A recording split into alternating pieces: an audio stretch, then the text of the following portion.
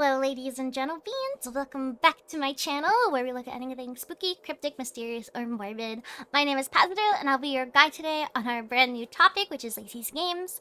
Lacey's Games is a series of analog horror type video games by Ghost Chandra right here on YouTube. The series follows a series of old Flash games. The user finds and records their playthroughs and uploads them to YouTube. Obviously, these aren't real games, at least not yet. There is a demo on Steam right now for Lacey's Games as I'm recording this, and I am so hyped. I'm gonna play that on stream at some point. Yeah. You should follow my Twitch channel. You should follow my Twitch channel. I'm plugging it in now.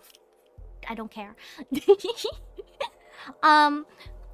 But they're very reminiscent of games you'd find on Girls Go Games in the early 2000s. So Girls Go Games, if you don't know, is a website that held a massive catalog of Flash games that were aimed towards girls.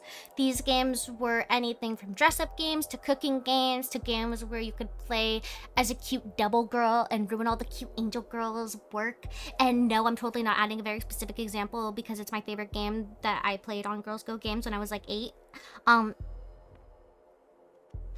Anyway, before I go further into the actual content of the videos, I highly recommend you watch the videos yourself on Ghost Chandra's channels beforehand if you can handle heavy topics and horror type content. I really love these videos. They definitely deserve every view they can possibly get.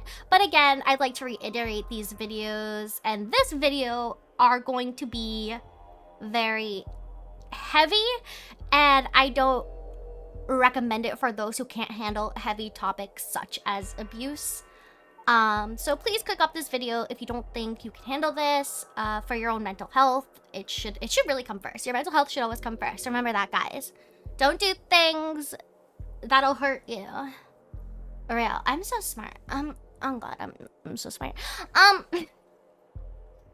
Okay, so let's get on to it. Let's start the video. Okay, so on to the first video of Lacey's Games. The first YouTube video is titled Lacey's Wardrobe, Lost 2006 Flash Game. This game is very much a nod to old Girls Go Games dress-up games, just from the layout and the aesthetic of everything we see in the Flash game. So the goal of the game is for the player to simply just dress up Lacey for 3 events she has going on throughout the day. Remember, this shit is based off of old kids games here, so the games aren't going to be anything too hard or complicated or drastic here. You know, it's for the kids. And let me tell you, when I was a kid, I was a fucking idiot.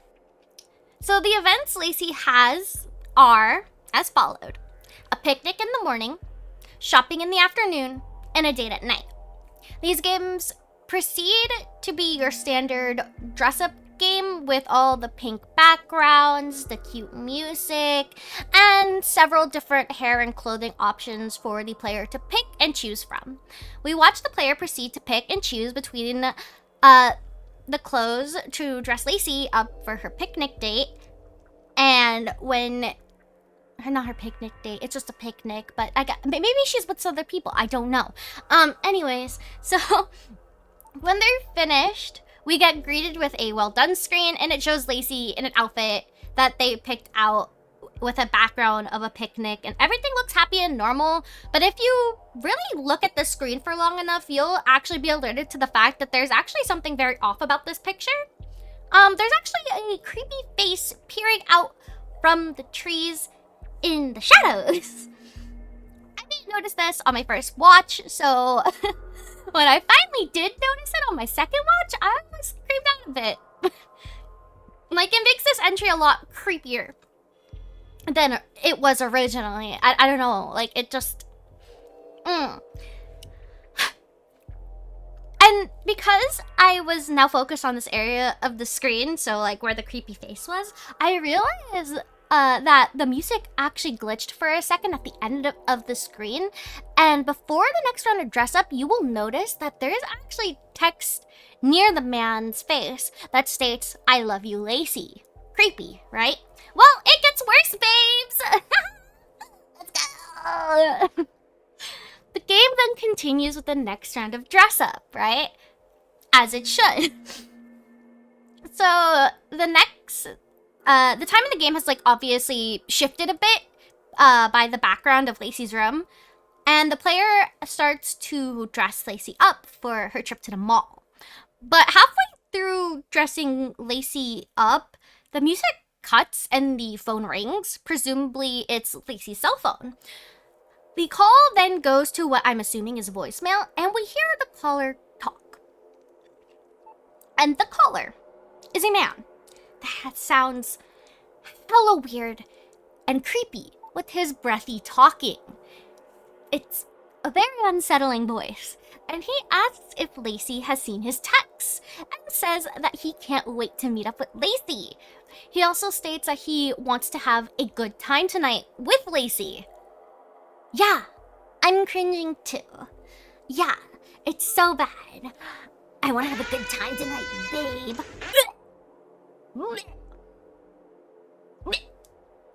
Anyways, he says bye and hangs up. Yippee!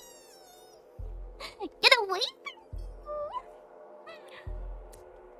Or not, because it can be assumed that this caller is Lacey's date. Yep. Gross. Am I right? Anyways, another game goes quiet for a second before we get a jump scare of what seems to be a distorted drawing of Lacey's face getting nice and close to the screen. And then it flashes to an even more distorted face of what I'm still assuming is Lacey's face as the music starts to glitch and the screen goes black. And here we are introduced to heavy breathing noises as the screen pops back to life with Lacey's room again. But this time with the added addition of a face peering through the window. This gets better and better as you go on.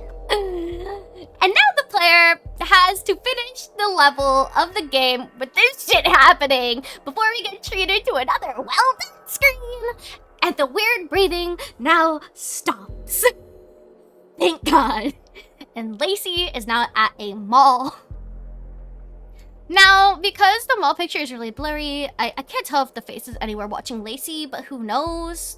It probably is, because the face is following her around, it seems. Anyways, the game glitches again, and we see Lacey's outfit, but not Lacey. So, like, her body is disappeared. It's just her clothes floating where her body should be. And the well done screen is now like replaced with the words, please help. The screen cuts to black for a second and you see the words, he's going to kill me, written in gray on the screen. And it blends in slightly so you might not catch it like the first time you're watching through it. So yeah, that's ominous. Like, we're getting this guy who's obviously following Lacey around, who seems to be her date. And then she's saying, please help, he's gonna kill me. Okay, this is epic. Okay, so anyways, the game then fades back into Lacey's room, and everything is dark now as time has gone by and it's nighttime. And now we're getting featured with creepy music. It's time for Lacey's date. God, please help Lacey. So, along with the aforementioned like creepy music that we're getting, we're also getting sounds of like knocking. And the player starts to dress up Lacey as the music and the knocking continue. Instead of a clothing item in one of the option boxes, so like the little option boxes, yeah, we get a message stating there is a gift on your doorstep. So the box now says, like, instead of showing a clothing piece, it says there's a gift on your doorstep. I don't know why I'm clarifying this because I'm probably gonna add images, but I feel like I have to because it's a little convoluted. Before getting a pop-up on the screen of a red heart-shaped box. So, like, we see this message and then we get a pop-up of the red box. I don't know if, like, the player clicked it or whatever because it's not really shown, but a red heart-shaped box. And you could assume that this box would have chocolates in it, right? Because that's what most people would assume. It's a red heart chocolate box. What a nice thing to give your date, right? But as the box slowly opens, we soon realize that it's not chocolate, it's blurred out gore. Yay!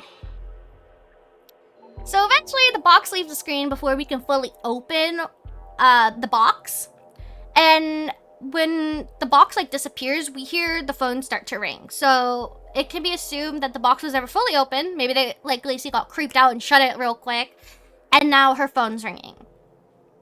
Yay. I'm gonna assume it goes to voicemail once again because it kind of sounds like it just did, and like Lacey's not responding to the calls. So I think Lacey's just ignoring him. I think Lacey doesn't want to answer the phone calls, and it's just like going to voicemail. Tee.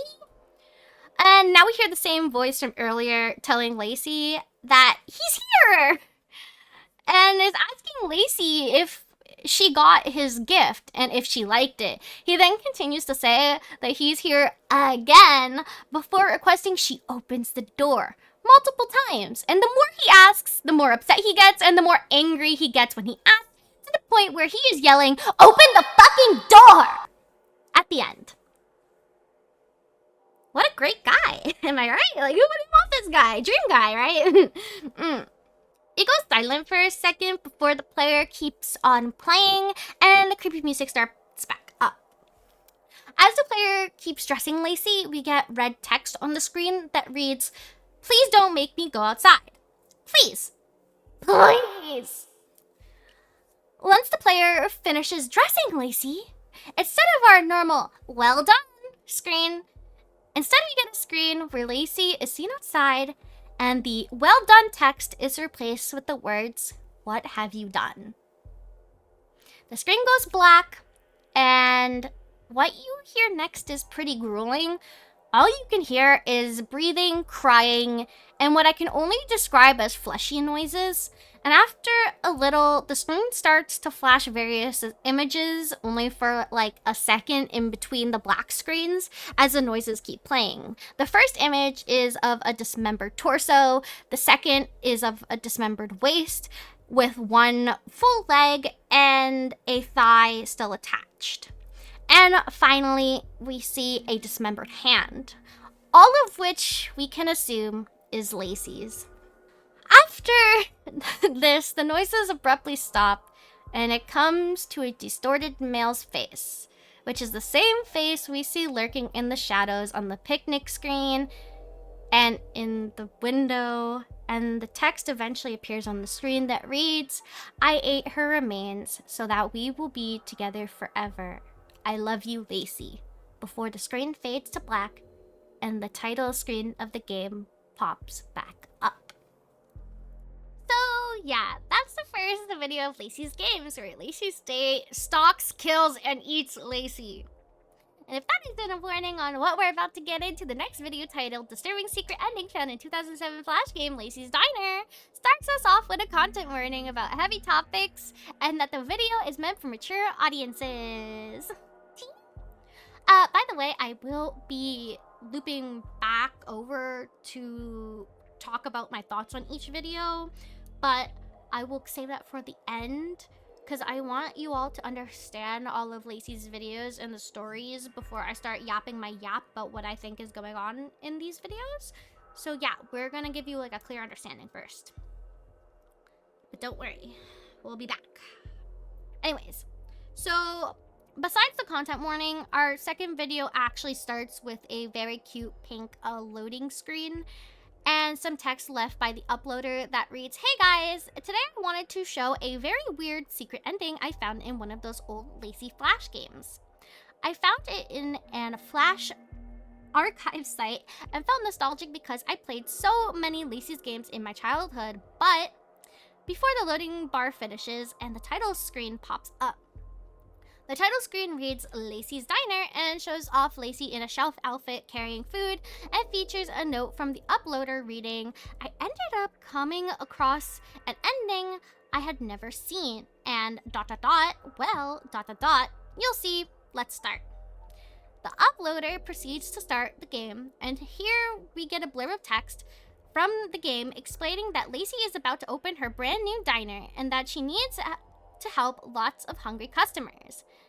It then gives you an overview of how to play, saying you need to choose the correct items to put onto the main bowl so you can serve your customers, but it warns you not to take too long because, quote unquote, you know how people get when they are hungry.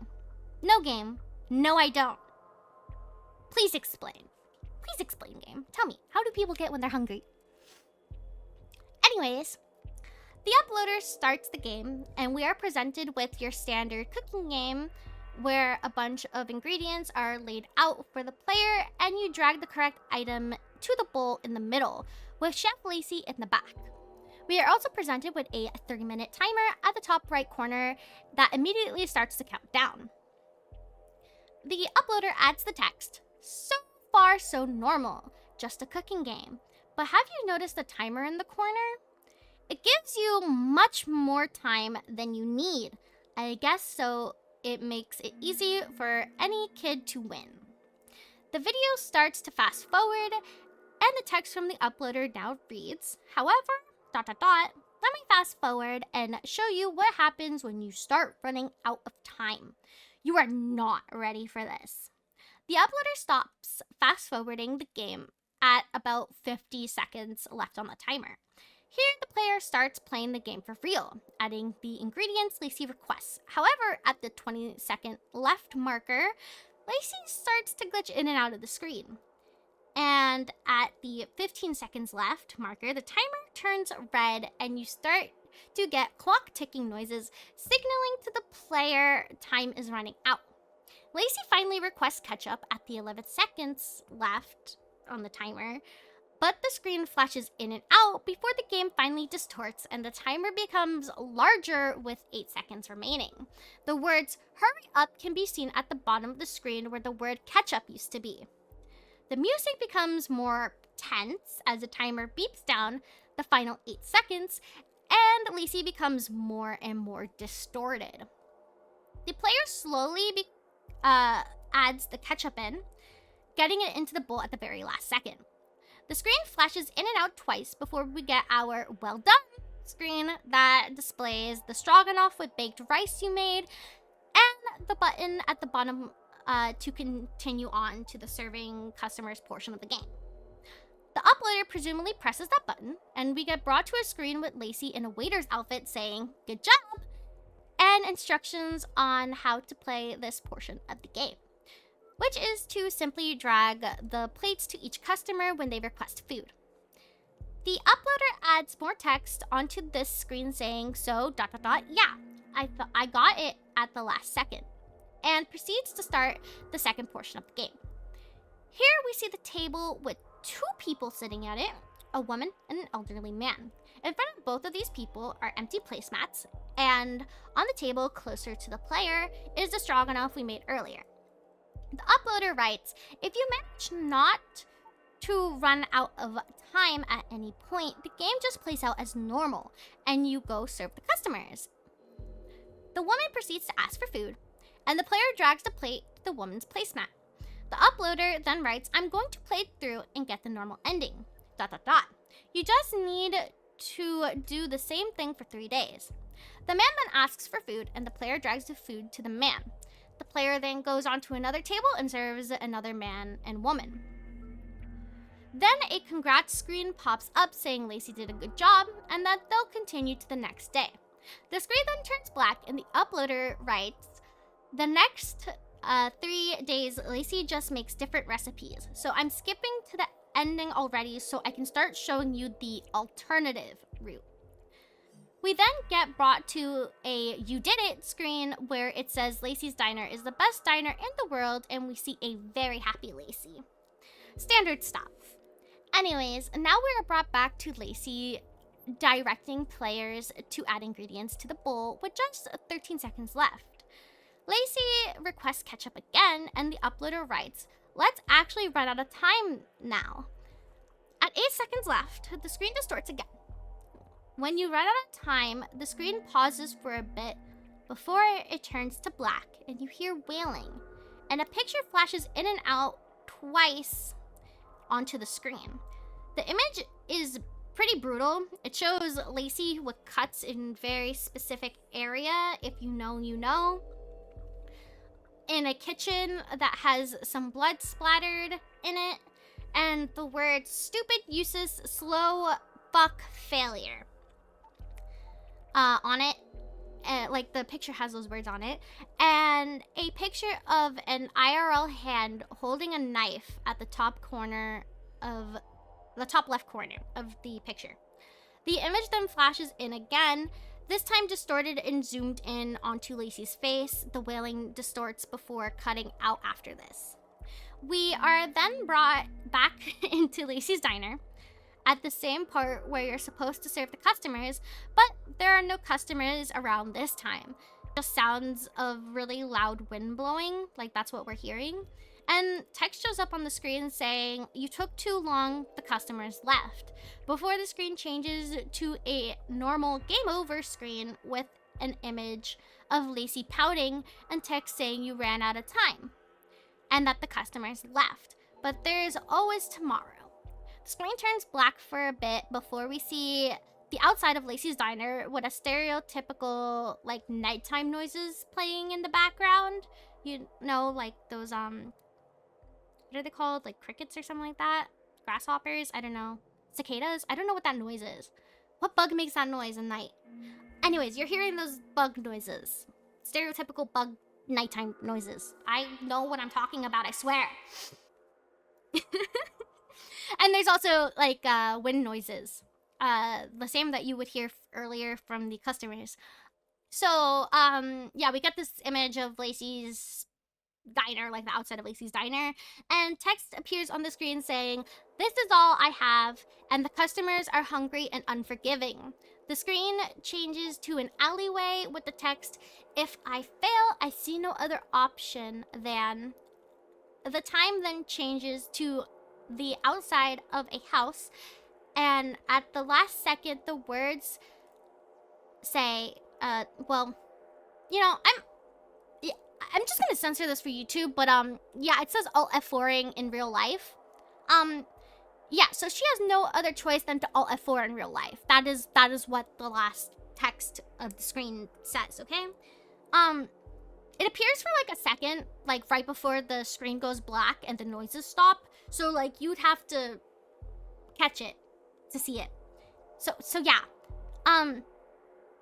The uploader then adds the text here saying, "Yeah, this is not for kids. What the fuck? I'm skipping to the second day.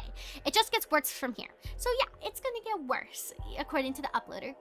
Great. We already have Lacey Alt F4ing or wanting to Alt F4 on life, so I'm gonna continue. Day 2 of the game starts, and we see Lacey asking for strawberries at 18 seconds left to complete the cooking portion of the game. The player lets the timer run down, and there's only 5 seconds left, and Lacey disappears at this last 5 seconds. And the window that was behind her goes completely black. At 0 seconds left, the image of a bloody girl pops up on screen, which we can assume is Lacey, before the screen goes completely black, and a very glitched out collaged face that appears onto the screen with the words failure typed out over and over again on it pops up for like a second before the screen goes to black again, and we quickly get a flash of another image which shows a glitched image of Lacey with the word Lacey typed out several times next to her, and below the image is the text. And excuse me if I get this wrong, as the text is very blurry in the image. And for some of the translation, I had to look at Lacey's Games wiki for help. So please excuse me if anything that I'm saying is wrong. Yeah, there's a lot going on. So it says, Fig 58. What growing up is all about. Go ... and put me on death row ... with skid rope and brown, I think it says brown boy ... They fished in the river and pulled out my body, pronouncing me dead in the name of the, and then I can't tell what this word says ... Caught in between, I had blown out the brains. yeah. And after this image, we get another image of a building that also only flashes for a second. And the text on this image reads, "While it was still twitching, for memories are no substitute. Part of the ingrained paranoia was owed directly to the fact that they used to teach kids such perverse little bizarre lies that they passed off as the truth." So we're back to the serving customers part of the game. And the diner is empty since the player took too long and the customers had left again. We then get the screen of Lacey pouting again, but this time most of the text is missing with only the words, "Oh no, you ran out of time." But after a few seconds, Lacey disappears and the text is replaced with, "Why can't these fucking bastards just wait 3 minutes for their fucking food?" appears underneath previous text. The audio in the game sounds like someone having a panic attack at this point, and more text pops up saying, "I am trying my hardest and yet I'm almost running out of money to survive." The game then glitches a bit and the audio slows down and more text appears. And it says, "This isn't fair. This isn't fair at all. It isn't fair." The bloody version of Lacey now appears again, though half of her face appears to now be falling off, and more text appears alongside it saying, "I hate all of them, I hate them, I hate them." The game then shows us a zoomed in image of Lacey, like her falling apart face, I guess, with text that reads, "Tomorrow I'm going to give them something to eat all right. They'll face what they did to me." The screen goes black for a bit before we get into day 3 of the cooking portion of the game, and boy, is this a pretty sight. Here we have bloody Lacey with a table of various items, including a picture of a whole ass man, a roach, cigarettes, broken glass, meth, a used condom, a blurred out image of a what I'm assuming is a naked woman doing God knows what. I am not explaining this picture, okay? You can go look at it yourself if you're that curious. I will not be the one to explain. I refuse. I refuse. Anyways, the game starts. And Lacey starts speaking in these glitched out beeping noises, and her face peels off and goes back on every single time she yaps. So that's great. And the first thing she asks for is the cigarettes. And the player drags them into the bowl, only to be greeted with an image of a person holding a picture of what I can only assume is a fucked up lung, due to the fact that below it, it says, "Cool kids don't smoke." Ad propaganda thingy, that's the image. And the text on the screen states, "These moments were hard to forget because they were super glued from my heels to my thighs, and not even the strongest bird beak could peck it off. The smoke tinted me in gray forever, and it made me tear up so much I almost cried in front of him once. Never again." We then go back to fucked up Lacey and her cooking show of horrors, where she asks the player to add the dead cockroach. Yay! The player does so, and we are brought to a screen with, a dead roach, with the words, "First, they dominated the ceiling of my room, but then I started seeing them everywhere. Bugs and bites and dirt and ash and vomit where they shouldn't have been. They were all cloudy, but crisp and very jumpy, and I wanted to suck it all inside of me like a reverse frog dissection and end it all for once." There's also the words, "This is a cockroach," over the cockroach, which I just found funny, so that's why I'm telling you about it. Anyway, we are brought back to Lacey, and she asks us to add the P word that rhymes with corn. which is the image of the Nikki lady forever. Yeah, I'm not explaining this one. Frick you guys. Okay, so anyways, when the player adds this item, the game brings us to a screen with more blurry 18 plus images. Not explaining this, which has 2 more boxes of text in the bottom right corner that look like computer code, but it actually says face sucked by the static. The grains tickled Uncle's eyes with pleasure. He was the same as me, but didn't want to admit it. He lived in a world of his own where he was desirable and sensual, and he got so used to his lies that he believed what the computer would whisper into his ear. Yeah. We are then brought back to Lacey, who asks for the math, and the player does so, and this brings us to a screen that includes a drug label, so like your stereotypical drug label picture, and a baggie of what I'm assuming is meth, because I don't know what meth looks like, guys. I don't do drugs, okay? I've never done a weed. I don't know what this is.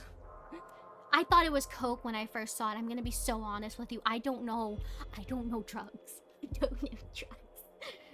Anyways, the baggie of meth, or what I'm assuming is meth because of what the game has told me, has the word Rocio written on it.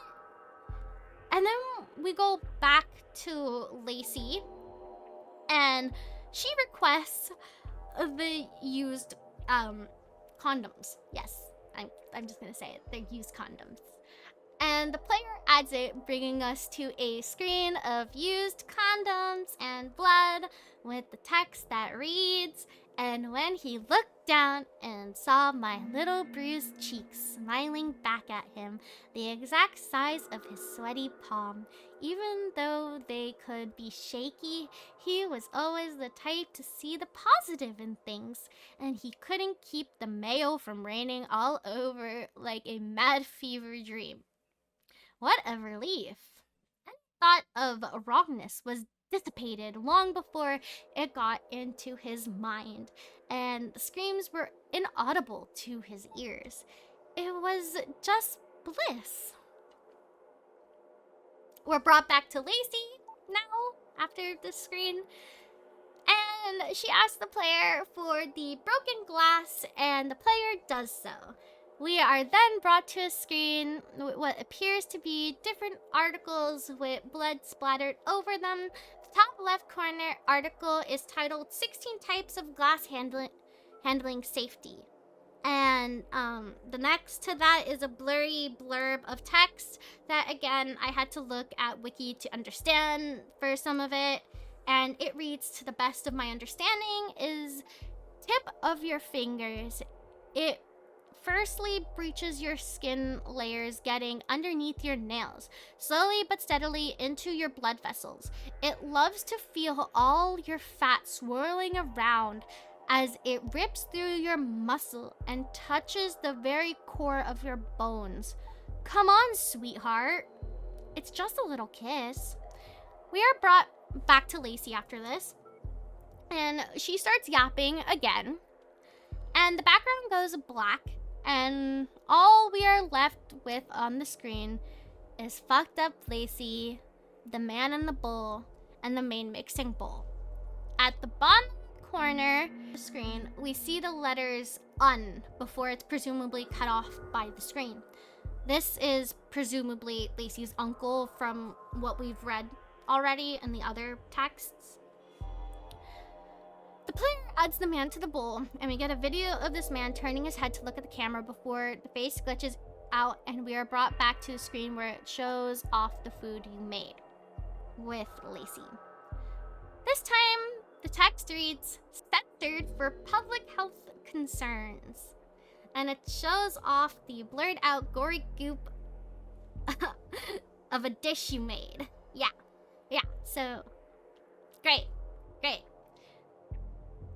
the screen goes black and we are brought to the serving customers aspect of the game, which looks the same as the first time around, with the woman and the old man sitting there waiting for their food before the screen goes black, and we are brought to a grimy looking table with the plate of gore goop on the table, and the woman and the old man now look so fucked up as well. We are like, we get some spooky music here too, and the sounds of the people slurping as the player serves the customers their affront to God of a creation of food.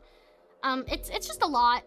It's just a lot. So basically, like, this whole thing looks like a horror, like Silent Hill. This like whole screen turns into Silent Hill basically, and they're just eating your affront to God creation. Lacey's affront to God creation. So anyways, after the player serves all the customers, we get an image of a sign saying establishment closed due to sanitary violations, which, I mean, sure, we can call it that. It's totally not just cannibalism or anything. We then get an image of a shadowy figure that looks like the outline of Lacey outside of Lacey's diner, smoking at night. We then get a close-up shot of Lacey, looking traumatized with a lit cigarette in hand.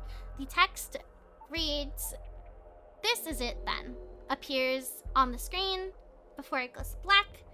And we are then shown an image of an alleyway from earlier with a blurred out bloody blue lump on the floor, which is presumably Lacey, now dead in the alleyway.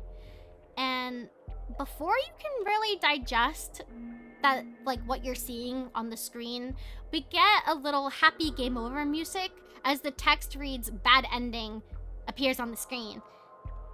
We then get a, like, flashed for a second with an image of a girl with her face censored out in front of an old PC, seemingly tied up in the like wires of the PC. We then get brought back to the bad ending screen before we get flashed with another image of what we can presume to be the same girl from the other image, with her, like, it's her arm, and her, like, wires are coming out of her arm. So yeah, like, this, we see images of a girl just, like, wrapped up in wires next to a computer. The screen goes back, and we are brought back to the title screen, and the uploader adds the text, "I think these Lacey's games might not be as innocent as they seem." This is, like, traumatizing for any kid that might have seen it. If anyone can find more of them in archive sites, let me know, because it was hard. Most of them are lost. See ya! And that's how video 2 ends. For video 3, we have Lacey's Pet Shop 2007 Flash Game, which starts with another content warning. This video then actually starts differently than the previous 2, as we don't jump straight into the game. We are presented instead with Lacey listening to music and holding up her MP3 player towards the screen with an original song playing. There is a thought bubble above Lacey letting us know that the music we are hearing is called Lacey and the Jammers.mp3. The music then changes to an audio of a girl speaking, and we can assume that the girl's name is Grace, as the thought bubble above Lacey has changed to Grace01.mp4, and the MP3 player even shows a little image of Grace. Grace is talking to someone who, from the context Grace gives, is interviewing her about Lacey's games, saying they are using the interview for a thesis paper, which is obviously a lie, as we are seeing this on YouTube. Grace asks the interviewer to keep the information she is going to give between them, which again is obviously a lie since they put it on YouTube. The screen then changes to the Lacey's Game website, and we hear more audio of Grace talking. In the audio, Grace claims she is not affiliated with Lacey's Games, and that Lacey's Games is spreading lies on the internet. But the website shown on the screen shows her with the co-creator of the game, whose name, according to the website, is Rocio, which, if you remember, that name shows up in an image we see after we add the meth to the mixing bowl in video 2. The screen changes to a post by a parent complaining and concerned parents about the concerned players, not concerned parents, I'm saying parents twice, about the unsavory context of Lacey's games. And the audio of Grace goes on to say she had nothing to do with the things that the parents were complaining about in the games. She claims anytime she saw the complaints, she was always just really confused since she didn't know anything, and hints that maybe these are fake versions of the games. We are brought back to the screen with Lacey holding the MP4, and Grace goes on to say that on the topic of fake games, there was one she actually played herself, since parents kept bringing it up and she got so annoyed she ended up checking it out. She goes on to state that after she played the game, she found out that those parents might have actually been right and that the game didn't even feel like a Lacey's game. She then states the game she played, to the best of her recollection, was probably Lacey's Pet Shop. We then get brought to the actual game itself, with the title screen being Lacey in a pet groomer's outfit holding a cute puppy. The player starts the game and we are brought to the intro screen that has a blurb of text that explains that Lacey has one of the most famous pet shops in town, and the player will be helping her with her job and lets us know that we will have to listen to the client's demands and use the items to customize the pet.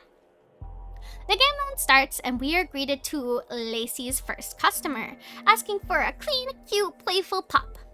We then get a dirty puppy on the screen that the player has to wash, dry, and give a haircut, which can be done by simply dragging the sponge, the dryer, and the scissors onto the pet. Your standard grooming game. The player does as needed and the customer leaves happy. The next customer comes in and she states that she's a pop star and that since she's the best, she needs the best. So she tells us she wants a purple cat with striking eyes and lots of personality. So we get a cute little white cat that comes onto the screen, and then the player has to dye the cat with a dye tube, add context to the cat to give it striking eyes, and then add some sunglasses on top of that so we can't even see the striking eyes. So what was the point of the contacts? Tell me. The player does so, and the customer leaves happy. Cool. The next customer comes in, and they say they want a budgie, but they don't like how colorful they are, and asks Lacey to fix that. So a bird comes onto the screen, and the player needs to dye the bird, iron its feathers, and give it chunky platform boots, and the player does so. The next customer comes and is asking for a rare French hamster, with a very long neck, And we get presented with a cute little hamster, some pliers, and a French flag-colored beret. Here, the player finally hesitates to use the pliers on the hamster, but eventually does it. And when they do, the music starts to slow down, and the hamster looks, well, pretty fucked. Now, you'd think the player would just put the hat on the hamster and call it a day, but they use the pliers again, and now the hamster looks, well, like this. And then the music gets even slower. The player adds the beret, and the game, the music goes back to normal, and the customer leaves with their monstrosity of the hamster. R.I.P. the hamster. The next customer comes in demanding a turtle with teeth so it can smile at him. Okay. Anyways, the poor sweet baby turtle comes onto the screen with glue and dentures for the player to add to the turtle, which the player does.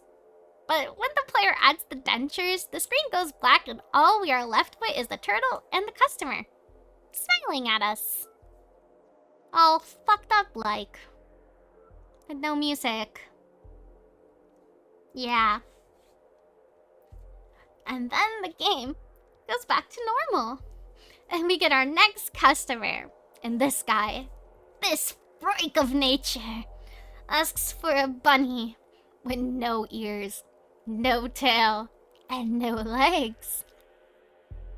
The background flashes with an image what I'm assuming is a dog because of later events. Before going back to normal. Yeah. The music then changes to a more panicked version of the normal music, which is the best I can describe the music change, as Lacey herself finally looks panicked about the request she must fulfill. The bunny comes onto the screen with a pair of scissors. The player slowly brings the scissors towards the rabbit, and the screen goes black, and we hear snipping noises. The screen comes back to a now bandaged up rabbit and a still panicked Lacey.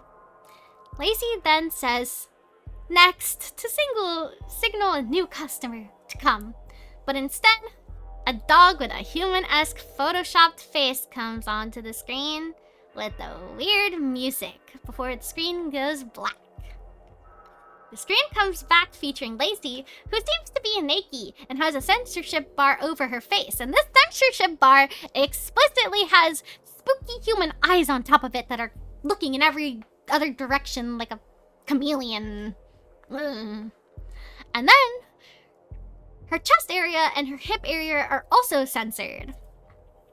This screen comes along with static audio and the words, "Uh-oh, redacted, you clicked the bad dog, you redacted, a mistake you made, a mistake you made, a mistake, redacted." And then the face of the dog appears over the text. And the screen goes to black before we are flashed for a second with a screen of the spooky dog face again, and it goes away, and then we get another flash of that screen, but the spooky dog face is even more distorted than before. Okay. We then are presented with a screen featuring a glitched out version of Lacey with blacked out holes for eyes and a mouth. Here the text reads, and again, it is blurry, so I had to look at the wiki for help. Please excuse me if anything I'm reading is wrong. Anyways, the quote says, ... loading nightmares come and nightmares go. I yearn for them again and again, pulling my hair and my nails off. Let's pretend what happens through the night never did. End quote. After this, we get a few seconds of black screen before we are brought to what looks like a totally different game.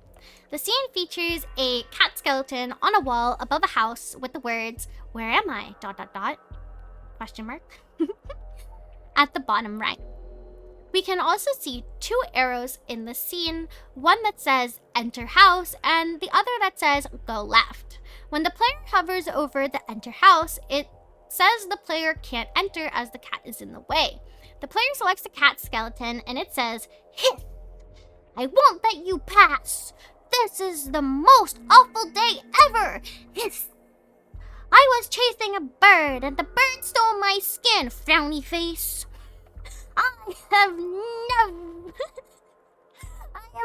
hurt, so I will hurt others! Exclamation point, exclamation point, exclamation point, exclamation point!" The game suggests to find the cat's skin. The player then goes left, and here we see a black bird, which I am assuming is a crow based on the audio, which has a long neck in the tree holding the cat's skin. The player grabs the skin from the bird, and the bird ends up flying away. The player then goes back to the cat and returns the cat's skin to the cat, which really doesn't look like skin when it's on. It looks way more like muscle, you know, but you know. Anyways, the cat thanks the player for helping them be cute again, as they put it. Cute again. Cute. Cute. Anyways, the cat apologizes for being mean earlier and lets the player pass. The player enters the house and is brought into a hallway where there are 3 arrows, one saying to go left, one saying to go right, and the last saying to go upstairs. The character the player is playing as notes that the pictures on the walls are staring at them. I'd like to note that here we see an image of a little girl and her dog on the wall. We'll come back to this. The player chooses to go upstairs and we are met to a warped door. And the character tries to open this door, but can't and is brought back downstairs. The player then chooses to go left, where we see a table with 4 dressed pigs sitting at it. The character notes that they feel like they are intruding and if they should say something. We then get a close-up of the pigs and they are, well, creepy looking. And they are eating from a bouquet of flowers. And we then get text that flashes on screen repeatedly. changing what angle the text is in every flash. If you manage to pause this screen, you'll read, "I've always known what you are. From the moment you first touched me to when I found myself stepping over remains of your skin glued to the floor. You have no regards. I had none either. You squealed like a pig, like a pig. This had been my childhood dream, the one you took from me. I collected all those bruises for years. My spine hurts, as if a needle went through each segment. Once I got used to it, I didn't think about it anymore, but you made me think about it forever when you made that mistake. You made a mistake. You took my angel away. You took my angel away. You took my angel away." Repeated. It goes on forever, honestly. I'm not gonna sit here and say you took my angel away 50 times over. I'm not. Anyways, we then see the same dog from earlier in the hallway flash on screen with its eyes censored out, and the words from earlier keep flashing over the image. We then come back to the dining room, but the pigs are all gone, and all that is left are clean plates. The player goes back to the main hallway and goes right this time, and we are brought into a living room with a big grandfather clock and a cage chained to the ceiling. And a weird image that kind of looks like a bloody limb to me, but what do I know? I'm just an idiot YouTuber. The player hovers over the grandfather clock and the character notes the clock is going backwards. The player hovers over the painting and the character calls the painting pretty and wonders who made it. I don't know if it's just me, but what, are me and the character looking at the same painting? Like really? But go off, Queen. Like, if you like it, go off. But are we looking at the same painting? Whatever. The player then hovers over the cage, and the character notes that they feel like crawling inside it, and asks the player to click it. The player does, and we get an image of the character the player has been playing as, which turns out to be, of course, Lacey sitting in the cage, with her head resting against the bars, holding herself and looking pretty depressed and out of it, with a key sitting right next to her. Lacey then states, "Yes, I know. No one forced me back inside, but this pain just hurts so comfortably. Oh, I found a key in the middle of my edgy moment. Now it feels dumb." The player then clicks on the key and it gets added into their inventory. Lacey then leaves the cage and we are brought back to the living room, noting she might be able to go upstairs now. The player then clicks back to the hallway, and the hallway is now filled with images of the dog and the portraits instead of the original images that were there. So it's that dog with that sensor bar over its eyeballs. The screen also looks fuzzy, and a ringing noise starts playing for a second before everything goes back to normal and all the pictures are not of the dog anymore. The player goes upstairs and uses the key on the door, opening it. Inside the room, we are presented with another hallway with our options this time being room 1, room 2, and the bathroom. In the bottom right corner of the screen, where Lacey's dialogue would usually be, we see the words, "Uncle, have you seen Puddles anywhere? I can't find her. I checked everywhere. Stop laughing!" The player then chooses the bathroom option, and we are greeted to the grimiest bathroom on the planet. Yeah. This is horrible looking. Like, what the frick? What is this? What is this? Anyways, Lacey even notes that the bathtub is filled with some reddish-brown looking liquid that that bathtub in horror games are always filled with. Like, it looks like blood. It looks like horror games with the grimy bathroom filled with blood in it, or like grimy liquid stuff.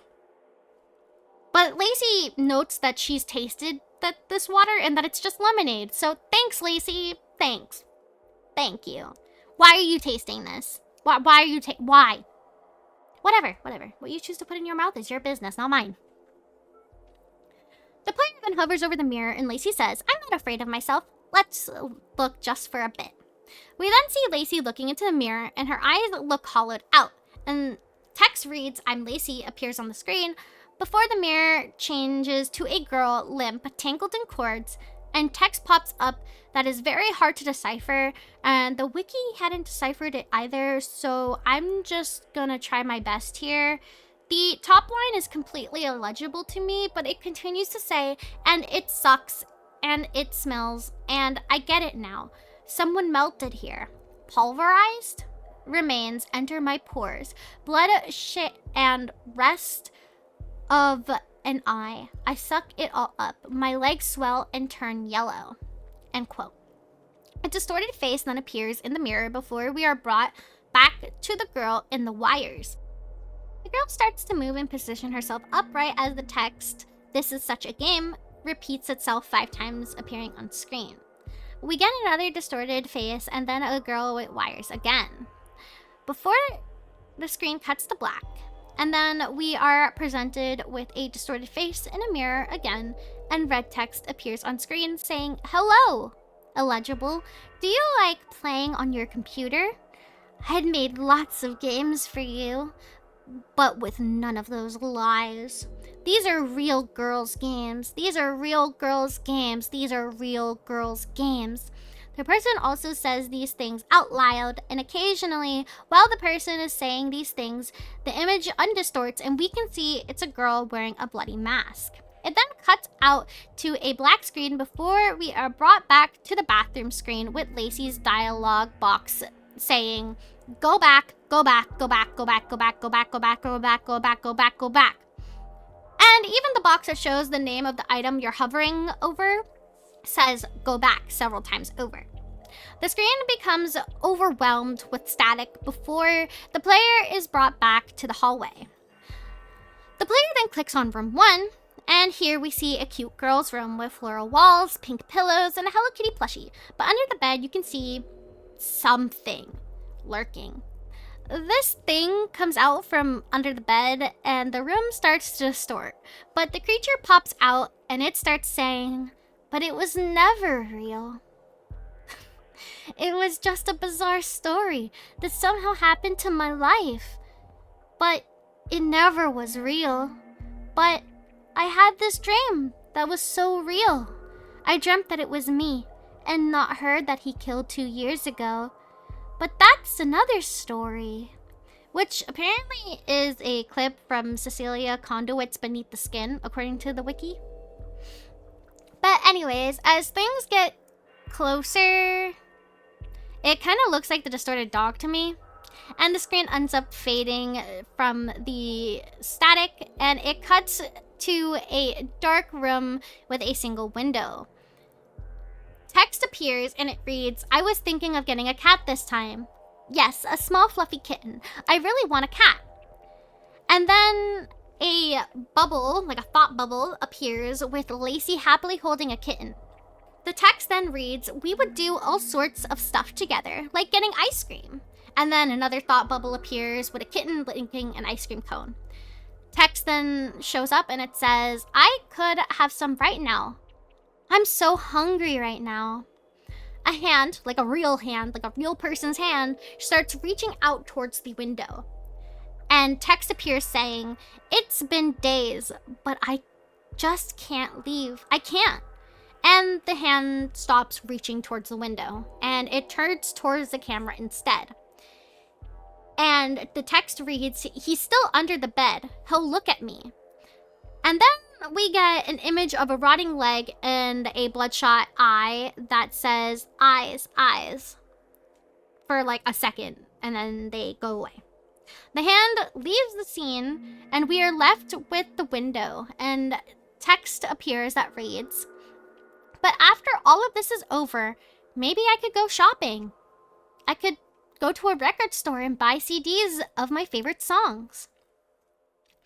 And then a thought bubble appears of Lacey with a shopping bag. And then more text appears saying, "I will have so much fun. It will be so fun. I will listen to them all day long.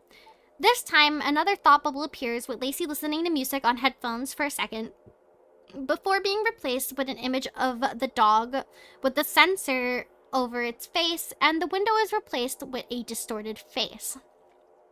We then get the text, "My sweet doggy, my little angel, I couldn't take it anymore. You can hurt me all you like, but weren't allowed to take it away from me. I will let you rot." We then get flashed with another picture of the bloodshot eye for a second, and then another picture of the rotten leg for a second before the window distorts and we are brought back to the room that we were originally in. But instead of a distorted figure underneath the bed, we see a puddle of blood underneath the bed. At least I'm assuming it's blood. I'm sorry if all of that was really convoluted. Like, this is a very convoluted video. Anyways, continuing on, we are then brought back to the hallway where the player hovers over room 2. And Lacey's dialogue box says, "I can click here to end it all." The player clicks room 2, and we are shown a room that looks like it's made completely of wax with candles lit in it. So, like, the wax candles are literally, like, infused into, like, the wax of the room.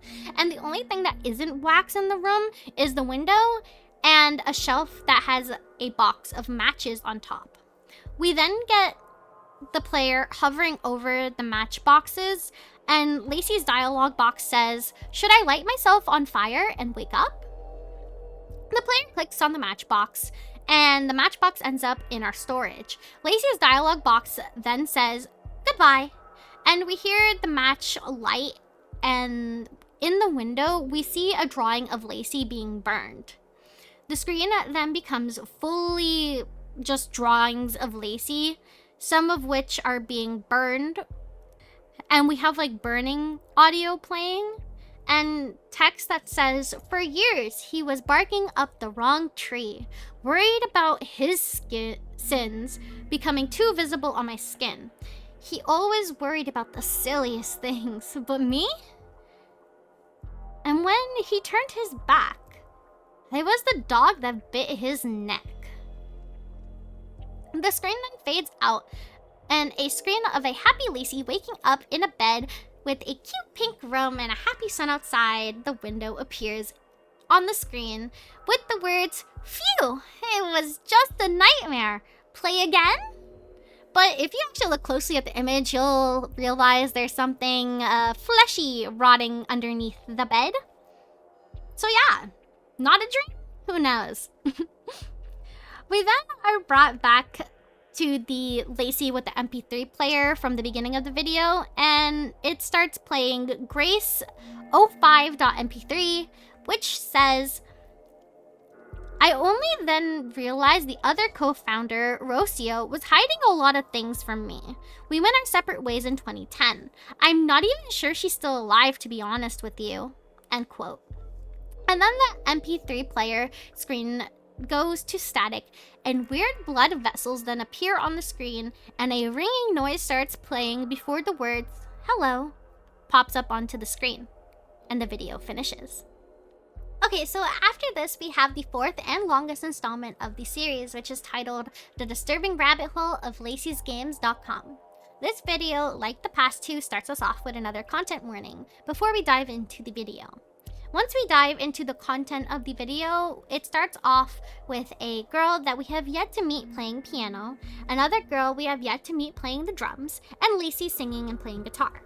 Lacey sings about how it's time to play with her, Maisie, who is the girl playing the piano, and Skater J, who is the girl playing the drums. And the song is basically just an ad for Lacey'sGames.com. But at the end of the song, you can hear very audibly a girl screaming. So yeah, there's a scream at the end of the song. We then see the window for the ad leave full screen, and we see another window pop up titled Grace and Charlie.cam. And here we see Grace from the episode prior, and a girl we can assume to be Charlie sitting in front of an old laptop on the floor. Grace is assumed to be the one that was playing the song and paused it, asking Charlie if she had gotten that. Charlie replies, Huh, yes, before Grace goes on to say that that was Rocio's voice. And Charlie replied with an, "Oh, I hear it.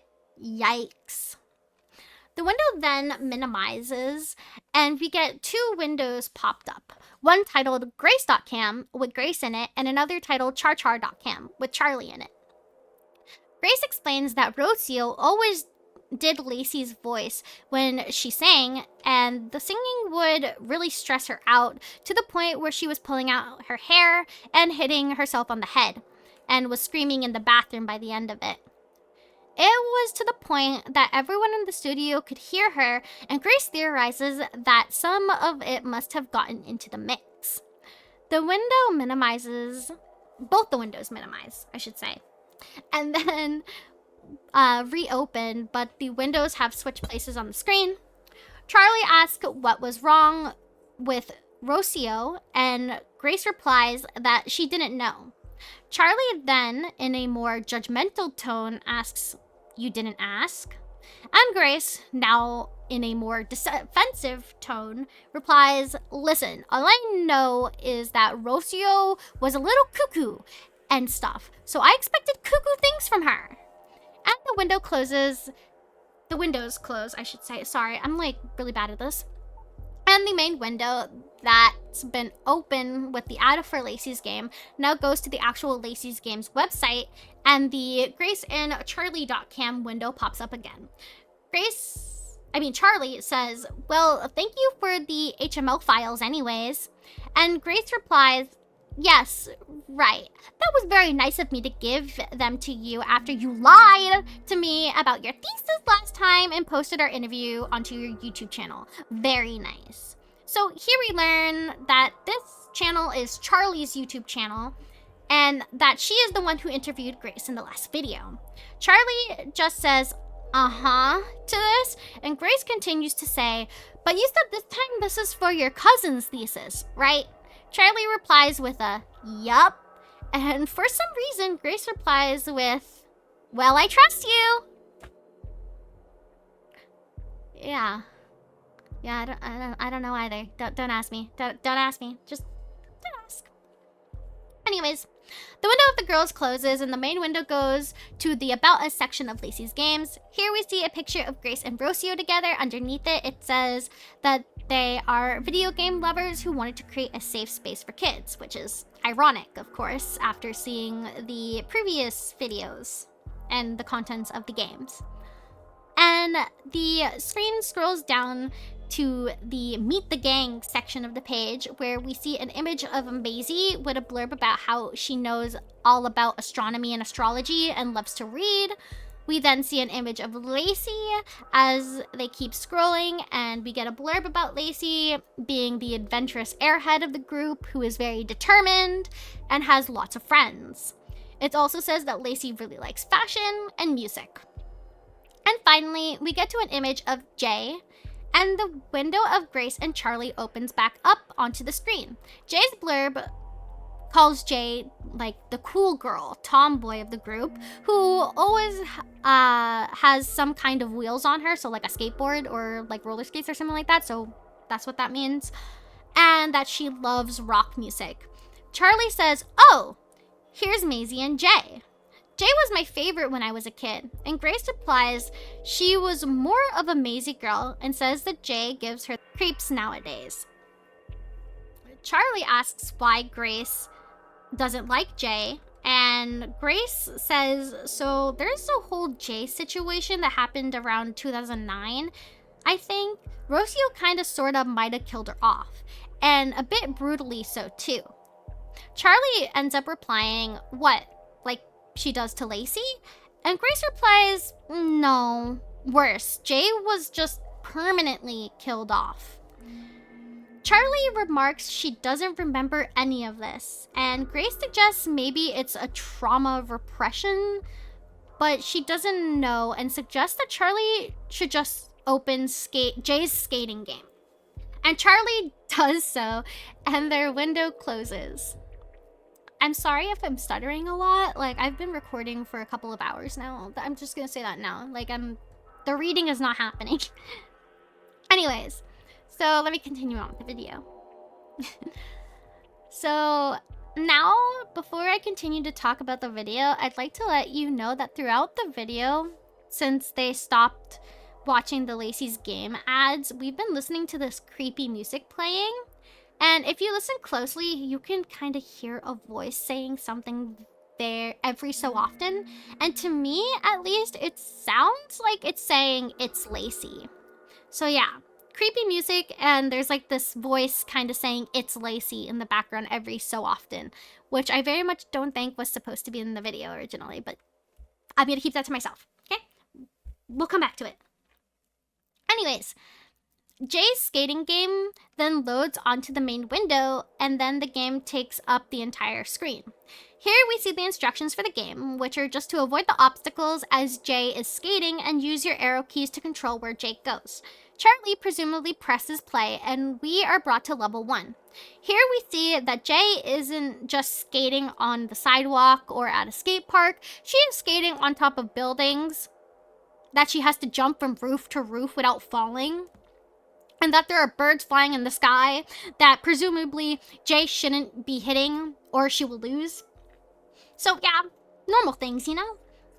Charlie finishes the first level with ease, and we get brought to a screen that says Radical. Level complete. 3 more levels to pass. With a picture of Jay doing the little skater bro hang gesture thing. You know what I'm talking about? The little skater bro gesture? I don't know what else to call it. Anyways, you know what I mean. So Charlie continues to play, now on level 2, and here Charlie fails by running into a bird. She runs into a bird and Jay dies. We are presented with a game over screen where we see Maisie patching up Jay. Innocent enough, you know? She didn't really die. She's fine. She's just getting patched up. Here we are brought back to level 1. Charlie runs into a bird again, and we get brought back to the game over screen. The charchar.cam window pops up again, and we see Charlie, who says, "Damn it, why is this so hard? God damn it." The charchar.cam window closes, and Charlie plays level 1 again, beating it. Charlie then gets to the end of level 2, and when Jay reaches the finish line, the screen moves off to the side, and in the black space, you can see the numbers 0, 13, -2, 0, 0. Before being brought to the Radical screen again, saying there are 2 more levels. Charlie starts playing level 3, where eventually Jay starts to go super fast. And we see a bird with a weird Photoshop face on top of the bird's face. Yeah, don't ask. Don't ask me. I don't understand either. And because Jay is skating super fast, the background goes black, and all that is on screen is Jay skating before we see a finish line flag. When Jay crosses the finish line, everything kind of just goes away, disappears, gone, and the game is entirely black. This lasts for a little bit before we get the Radical screen again, but this time the screen is oversaturated and a bit too zoomed in. Jay's Radical audio even glitches here.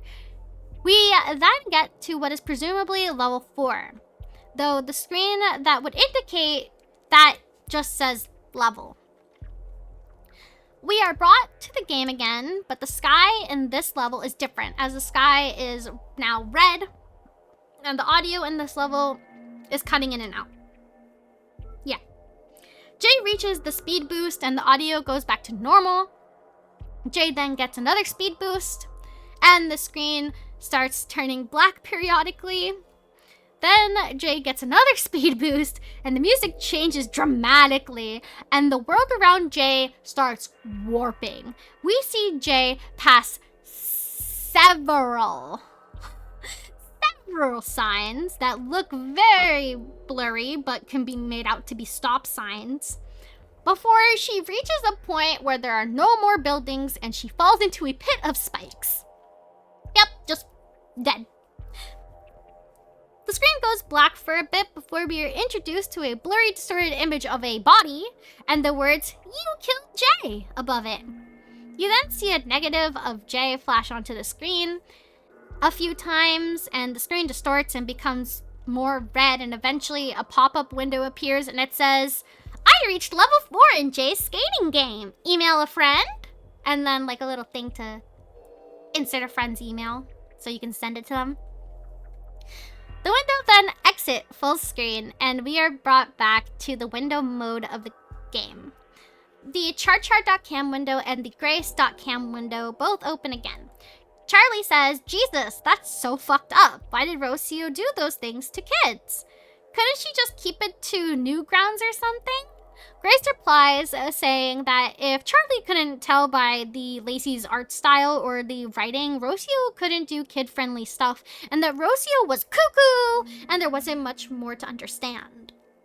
The screen then suddenly becomes saturated as an image quickly flashes onto screen. If you manage to pause it, you'll see the silhouette of Jay with 2 white dots where her eyes should be. There is loads of text on this image, but all that I can make out and translate is a proper girl. Yeah. I also want to note that the eerie music is back from before, but instead of sounding like it's saying it's Lacey periodically, it kind of sounds like it's saying this is Jay. So, yeah. Grace continues to say that this was just the start and that she didn't notice the things in the game until angry parents complained to her and Rocio by messaging them on the site afterwards. So yeah, angry parents are now complaining. My brain's turning off. Okay, so during this chat, the window showing Lacey's game starts scrolling seemingly on its own as the girls are talking, and eventually we see below Jabe's blurb an image of a distorted face, which we can assume is Lacey's face from the hair clips, shows up onto the screen below Jay. Charlie asks what she meant, and Grace replies that Jay was gone from the Lacey's page, and that her games were deleted, but she started showing up in other, and then it gets cut off here. Like, the girl's dialogue basically gets cut off, and the screen glitches. And it's replaced with a distorted video box with a distorted face shoved into the screen, and some words flash onto the screen that are very, very hard to make out. So I am not even going to try. I'm sorry. I'm not doing it. We then get a series of emails pop up on screen for a second. If you pause, you'll see the first email is titled, Concerned over Lacey's Game's character. And the body of the message reads, Hello parents, today I want to bring attention to this website I found my girl watching, Lacey's Girls Games. I thought it was innocent until I saw the mascots. There was one, Jay, who acts and dresses like a boy. She also throws the devil signs constantly and has a I'm just gonna say I can't make out like these words out, so I'm just gonna skip it. I think it's a boy's cap, but I'm not sure, which is totally inappropriate for girls. I can't believe they put a Q word that ends with an R because I don't want to say the word because they're obviously saying it derogatorily and I don't feel like I should say it in a kid's game. I'm a very concerned mom because of this. My little Amber started telling me she wanted a skateboard. What's next? Wearing one of those hideous boy caps? Hanging around boys who could hurt her? Wanting to become a mom? Be careful! The second email comes from another person with the title, Read Concern Over Lacey's Game's Characters, and the body of the email reads, I just saw it. Wow, this is not a girl. This is I think this is a slur, so I'm not gonna say it. It's redacted. It starts with a D. You can come up with it yourself. You have to write an email to the creators to delete this character. I posted about it on Facebook. Everybody will agree it's an inappropriate character for kids. It's a insert slur again, but this time I'm sure it's a slur, even though this one is also redacted, but it's also much clearer and it starts with a D. You can put it in there. Anyways, in a girl's website, we are getting all the parents to email them, hopefully, ... And the rest is pretty illegible, but I think it says something about their girls loving the games and that they hope that they will fix the website. We then get a third email titled Concern over Lacey's Games character, with the body of the email that says, I can definitely agree that a character that says I only be caught dead wearing makeup in one of her games is not a role model for little girls should be having. I don't know why they couldn't just keep Lacey and the other one and get rid of this boy-girl thing. Let us know updates on sending them emails. Maybe also block it in schools until then. Finally, the screen cuts to black and we see the final email. Concerned over Lacey's games. Character by Yanni_XX, which we can assume is Rocio due to the username. Just because of the fact that we actually see the Yanni title in Lacey's games under the word Yanni Aso games. Like, Lacey's game and Yanni Aso games are the same thing, is what I'm trying to say here. I don't know how to, like, I'm stupid. So I'm just assume it's Rocio, okay? I'm sorry, I'm rambling. So this email is sent on Saturday, April 9, 2009 at 7:50 a.m. And the message simply states, careful what you wish for, winky face. We are then brought to another game, Lacey's Makeup Parlor. The player presses play, and we are brought to the instruction screen with a blurb about how everyone loves being pretty, and how Lacey is here to help with her makeup skills, and that the player can just do whatever they want with the makeup.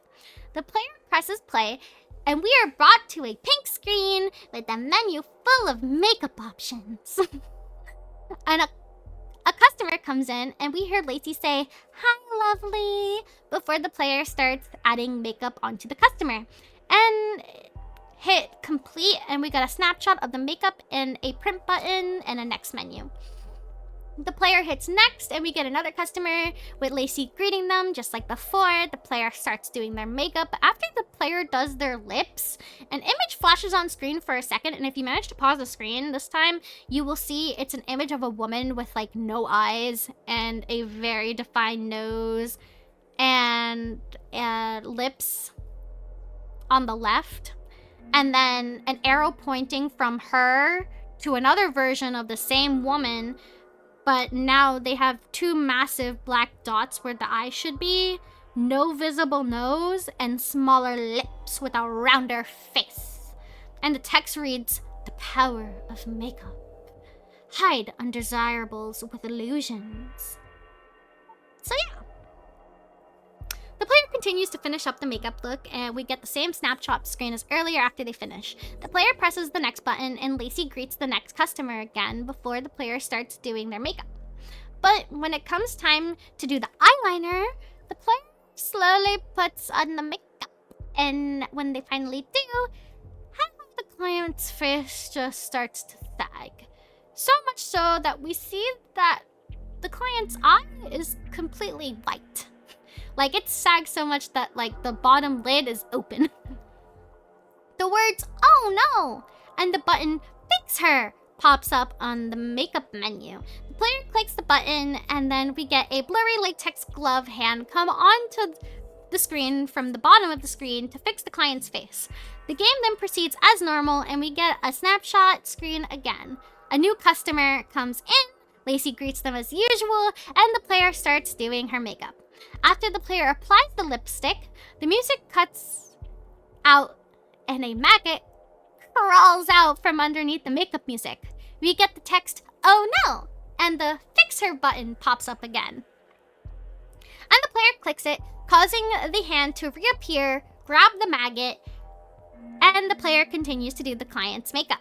But after she puts on the eyeliner, an image flashes on screen for a second yet again. The image is a picture of a morgue with something fleshy blurred out on the floor of the morgue. On the image is the text that says, "Vanity doesn't die. Vanity doesn't die. You are not excused from vanity yet. You are not excused from vanity yet. You still can't be looking bad now. You still can't be looking bad now. I can fix you. I can fix you. I can fix you. I can fix you." The player finishes the makeup and we are brought to the snapshot screen again. The client comes in and Lacey greets her as usual before the player starts doing the client's makeup. After the player adds the client's eyeshadow, the music stops and the client's eyes open and they're much smaller than her face and beady looking, and she has bags in her eyes. And the text reads, "Oh no," and the fix her button appears again. And the gloved hand returns and closes the girl's eyes, and the music starts up again, and the player finishes her makeup, and we get a snapshot screen again.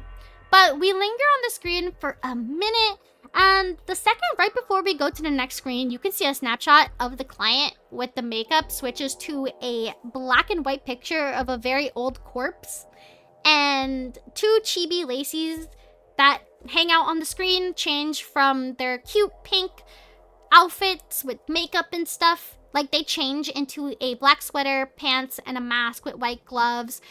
And we can see that Lacey looks a lot more out of it than in the pink outfit. The game continues, and we are back to the makeup menu. But this time, it takes longer than usual for the client to come in. And when the client does come in, Lacey doesn't greet her. And that's because the client is Jay, one of Lacey's best friends. The game then starts to glitch and distort, and we get shown a really distorted image of a face before we get a screen with the text that reads like some pretty random stuff, at least to me. Like, I can't decipher this. The only words that I can really read are "death of rebirth," 333 in reverse, and "backwards to the child." Or "backwards to a child." Are examples of like the text I could read. I don't know. I'm sorry. I really don't know. I'm losing it. We then get a scene of Lacey on the floor of a morgue looking absolutely traumatized with the sounds of quiet sobbing. The text, "Oh no. No, no, no, no, no. No, no. I'm not here. She's not here.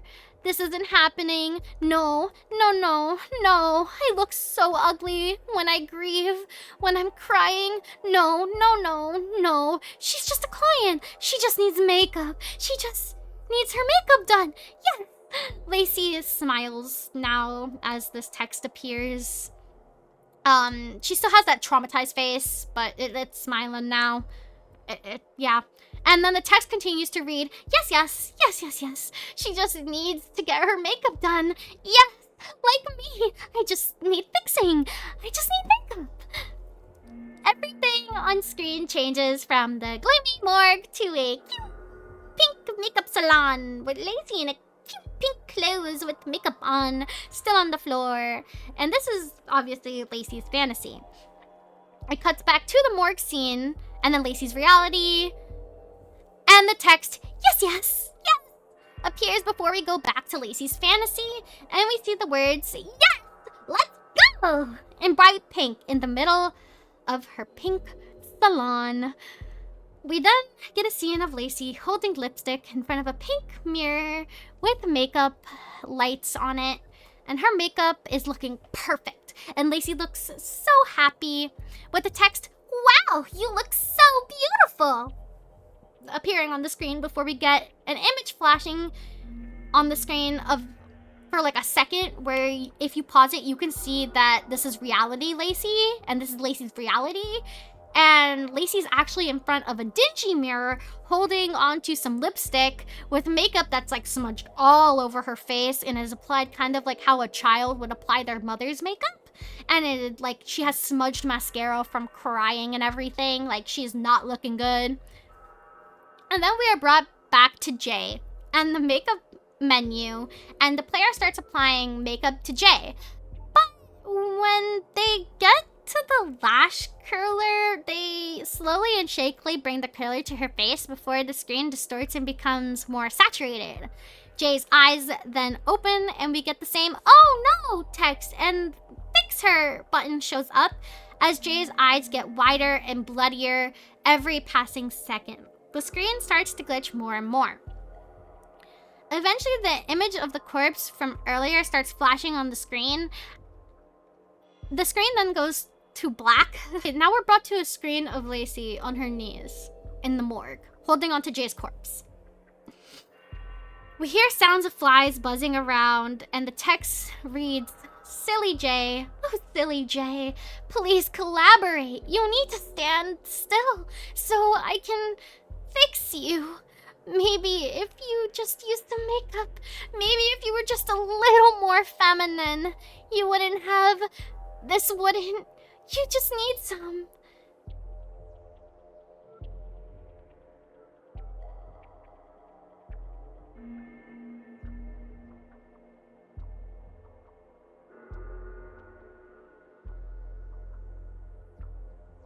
And then the screen fades to black before we are shown a close-up of Jay's corpse's face. And it looks, well, pretty dead, decayed even. Not good. She's not doing so hot. We then see Lacey's hand come onto screen, trying to put on lipstick onto Jay's corpse. And it's not the best application of makeup. And Lacey continues on to do the eyeshadow, which again is very sloppily. And we get the snapshot on screen of Jay's corpse in the photograph. We then get brought to a screen of a bunch of eyes looking around a very distorted window of Grace and Charlie that pops up. Grace says, and then Jay would keep showing up dead, apparently, like everywhere. Charlie then asks why Grace didn't try to stop Rocio, and Grace says that there was nothing she could do, and that Rocio was so weird that it gave her the creeps. Grace claims none of it was her fault, and she just left, and that it wasn't her business. But as she is saying all this, an image appears of Rocio that starts fading in and taking over the screen slowly before everything becomes static and we get another black screen. We come back to the screen with the eyeballs and the window of Grace and Charlie talking, but this time it's all red and fuzzy, and another window seems to be behind the Charlie and Grace one that is titled .oxo. We can just barely hear Grace mention that there's been no news of Rocio since 2010, and the window behind the girls' window starts to move out from underneath it and shows us this weird Photoshop together figure that's pulsing a bit, and there's text here, but God knows I was staring at this shit for a while, and I even tried to have my friend tap in, read it, but they didn't understand it either, so we got nowhere. We don't understand what the text is. If you know what it says, good for you. Please comment down below. Anyways, the original face on the figure falls off, and we are left with this small, hollowed out face that just be shaken on the screen. The screen then cuts to black before we are brought back to a pink version of the eyes and the inverted window of Grace and Charlie. Grace says that even if Rocio was in a mental asylum, she wouldn't care, and Charlie asks if Grace isn't the least bit curious about where Rocio is since she just vanished. Charlie even asks if the mystery excites Grace. Grace gives in, saying maybe it does intrigue her a little bit, before pausing and giving in to the idea of finding out what happens to Rocio. The window then closes and the background fades to static. We then get a scene of Lacey holding a guitar with the words "A Goodbye Song" next to her. It glitches out a bit and then turns to black with just the text left on the screen. Before we come back to Lacey holding the guitar, and Lacey starts to sing. "The day after you were gone, I wished for all the beauty to die. I wished the sky was tinted red, just like what I felt inside. Parades of crying people howling your name, for rain to fall gray and heavy all day. for everyone to bleed from their mouth and their eyes, but today was just a normal sunny day, and so was the next, and the next, and the next. And here's where we get flashed with a bunch of different images, so I'm going to try my best to get them in order, like all of them. I probably missed some. I'm gonna be so for real with y'all, but I'm gonna try. So the first thing we get flashed up with is a close-up of Jay's corpse's face from the skating game. We also get flashed with an image of Lacey's game's logo upside down. We also get flashed with a very blurry image of a girl tangled in wires and even having a green electronic board in one of her images. We get the image of from back in the beginning with an image of Lacey's game's ad, like the music video, but Jay's face is distorted in this image. And another image of Jay's bloody body. We see two Lacey's fighting each other. One is the reality morgue Lacey and the other one is fantasy Lacey in the makeup salon. So they're literally going at it. They're fighting for dominance. We get the words denial in all caps for a second. We see reality Lacey choking out fantasy Lacey. We also get the words anger in all caps.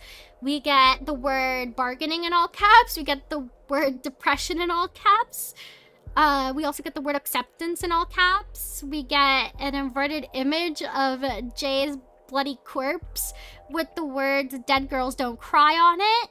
There's also more that I skipped over, but like it's just a lot in the span of like a few seconds. Feel free to go and just pause that thing yourself. Literally just keep spamming the spacebar. You'll catch a lot that I'm not even gonna bother saying. Like, these things last for a second. This shit's going fast. Like, these are milliseconds, okay? You gotta be faster than a millisecond to get most of these. So yeah. At the very last second of the video, we can see a picture of Jay with a text. She stepped into the empty room at the end of the universe and calmly walked towards the single button on the wall, which, as she had been told by the gods above, would delete the existence of anyone she asked. She thought long and hard of all the ugliest souls she had ever known. She made her decision, and her finger met the button without a ceremony. But looking down at her feet, it was all red blood. She stood in shock. The blood tainted her very being. She had thought deletion would be clean and instant, without realizing that death is the only deletion that exists. There is no death without painful, unrelenting grief. And grief stared at her through mirrors forever, from the eyes of all she had ever thought to delete. It was a world catastrophe. End quote. And that is all 4 of the main Lacey's Games videos. There are a few other videos of Lacey's Games things, but they aren't really a part of the main storyline. So I'm not going to go into it because then I'll just be here forever. And the script is already over 50 pages long. So yeah, I'm on like page 69 right now. Yeah, this is going great. Anyways, now I want to go on to my thoughts on each video and go into my theories on what's happening in Lacey's Games and Charlie's YouTube channel. Okay, so before I start delving into particulars of each video, I want to preface that every Lacey's Games video is very much shedding light on darker aspects of what it's like to live as a woman. And I think that the commentary that the videos make by using the format of old Flash games for girls is really well done, as Girls Go Games-esque games are also very stereotypically feminine, and all the games just stereotypically feminine. Like, so they're all dress-up games, makeup games, cooking, lots of dating stuff. Like, it's stereotypical feminine interests. So using this format to highlight the darker aspects of the reality of what it's like to be a woman, it just is a great idea in itself. The juxtaposition really highlights the commentary in the videos, and I really could just like go on about how genius this is all day. Like, I can't sing its praises enough, you know? These videos also make light on what happens with women who decide to leave the box of society, I guess. Like the box that society has tried to place on women for years. Which I think is great considering Girls Go games really do just show that little box that society wants girls to fit into, and they don't really deviate from that box. So again, I think just a lot of the juxtaposition between the commentary and the game formats are just perfectly done. And I just love what these videos stand for, personally. It's just so good, so well done. Okay, so I'm gonna loop back to the first video, which was Lacey's wardrobe. Lacey's wardrobe probably has the least to talk about, as it's pretty cut and dry, straightforward stalker story. At first, you probably would think the video starts to become disturbing around the afternoon when the first phone call happens, but that's until you notice the stalker has been stalking her the entire day, because in the morning picnic scene, you'll see her stalker hidden away in the background, saying that he loves her. This makes it just like so much more disturbing in the entirety, because this man has really devoted his entire day to stalking her before their date. And it leaves you questioning if he's been stalking Lacey for way longer than this. And if so, for like how long? For how long has he been stalking her? And like, did he pressure Lacey into this date? Like, did he hold Lacey basically at gunpoint, making her like forced to say yes to this date? Is like my question. I want to know. It especially like leans into that stalking situation that Lacey herself is scared for her own safety towards the end of the game. Like, this really helps tie in the whole like terrifying aspect of this whole thing. Especially with the Reddit mod Discord breathing voice acting from the stalker. Like, that's just a whole new layer. Like, it really just brings it together, like that creepy vibe. And the creepy gift that he sends it with the gore inside of it just brings home the idea that there's really something wrong with this dude. The second phone call also does really well with the stalker increasing anger in his voice when Lacey doesn't do what he wants, and it really showcases the fact that even the aggression people like this can have when they're defied. So yeah, I don't know, it's really like good commentary. Lacey also begs the player not to make her go outside, and even expresses that she knows she's gonna get killed, but the player continues to let her go outside. And this can be seen as commentary on the fact that even when women bring up like these stalking cases to other people and authorities, they don't take it seriously. Like, they don't, if at all. Like, they just do not. They refuse. And they just let the woman go back outside into the world with nothing to help keep her safe. Which makes sense that Lacey does die at the end of the video. Because it's not until after you die do they really care. Or like until something like drastic happens that they really care. So pushing it to death just says a lot. Like, I have to die to get help with a stalking case at this point. And it's just so stupid. Like, if a woman is begging for help and feels unsafe around someone, especially if that someone is stalking them, like, their plight should be taken seriously, as these cases not only tend to escalate until like the woman is either hurt or dead. Like, that's how much it escalates. And it's not just women who experience this. I know men do too. They just don't tend to lead to violence as often when a male is the aggravator, I don't think. But nonetheless, I think these cases should be taken seriously, because it's still unnerving. Like, if you have a woman stalking you or a man stalking you, like, it's still unnerving. Like, why are you in my business? Why are you following me around? It's inappropriate. It's scary. Just a lot. And I think in men's cases, it's even more passed over because it's just a woman. And what's she gonna do? But like, bro, she could do something very much as well as a man could.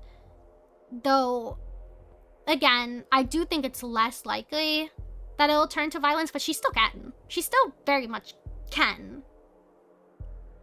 Anyways, finally, we come to the stalker's fucked up reasoning for eating her, which is now that they're together forever because of the fact that he ate her, which, I mean, hello?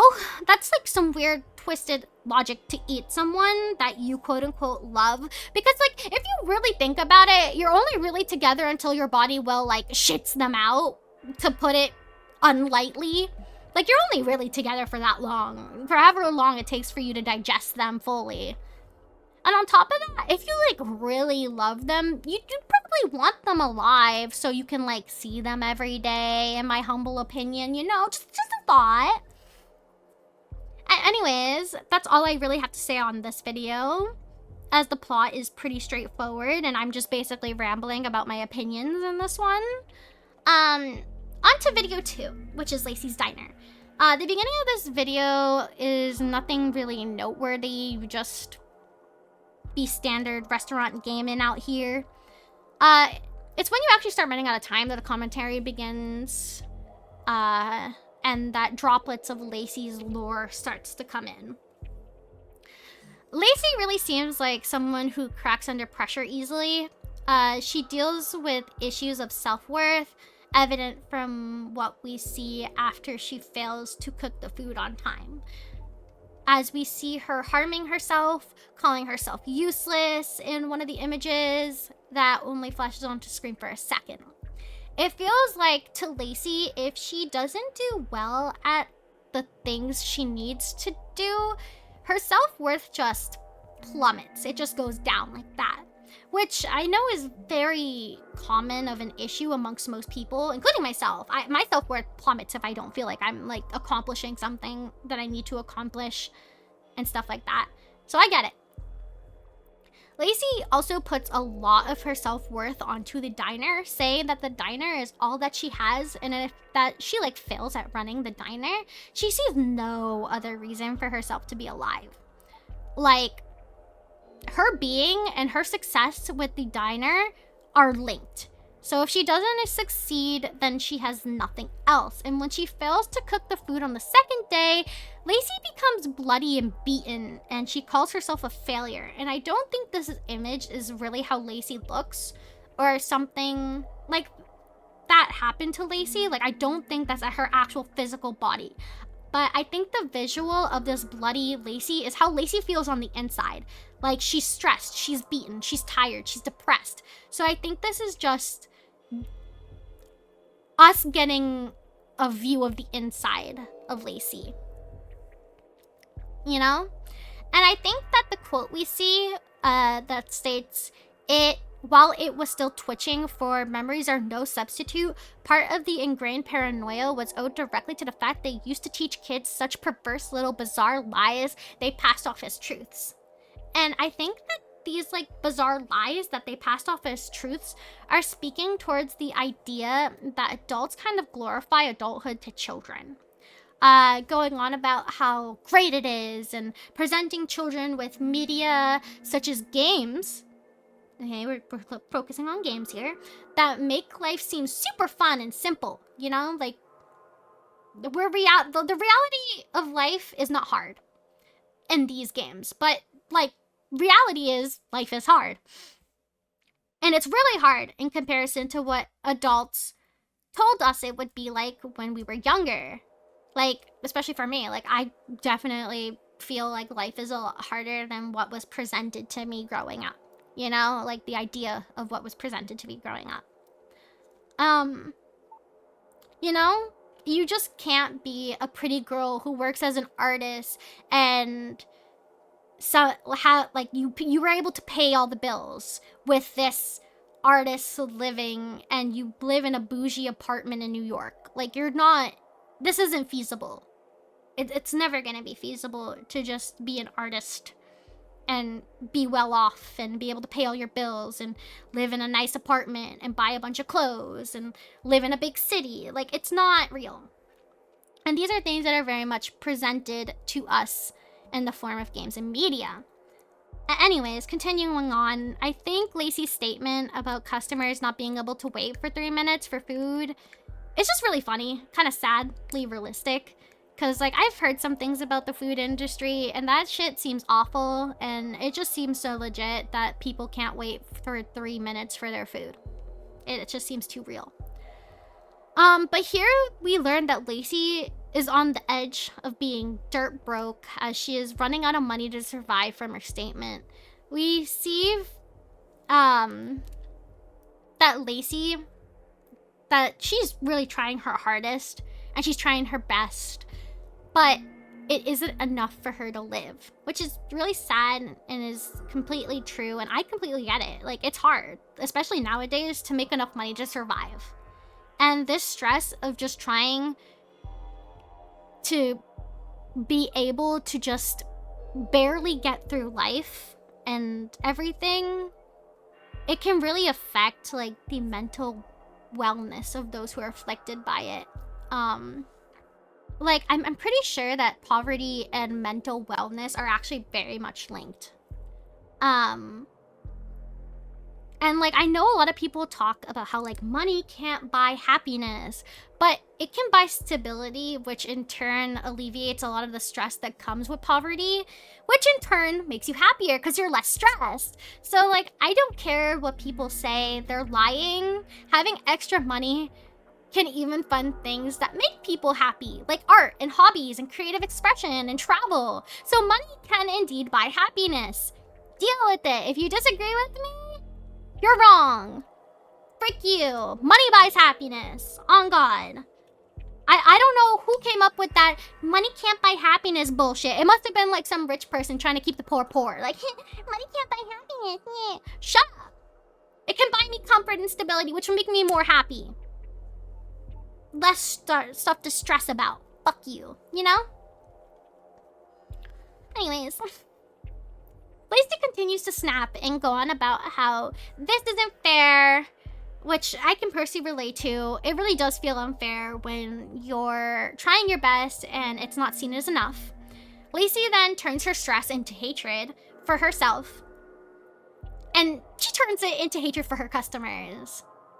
So yeah, she sees their impatience, like the customer's impatience, as the reason she's struggling. Like, it's their fault. Which in a way, yeah, sure, it is. But, like, what can you do? I guess. Like, I kind of believe her. Like, I don't know. I agree with her, but I also don't. You get what I mean? I don't know how to explain it. Anyways, this newfound hatred, Lacey takes it and she snaps for real, for real. You know, she just goes at it. She decides she's gonna make her customers pay for making her struggle. And here is where we get a lot of Lacey lore. It just starts kicking in a hard drive. Lacey starts making this cursed concoction of items that definitely should not be consumed.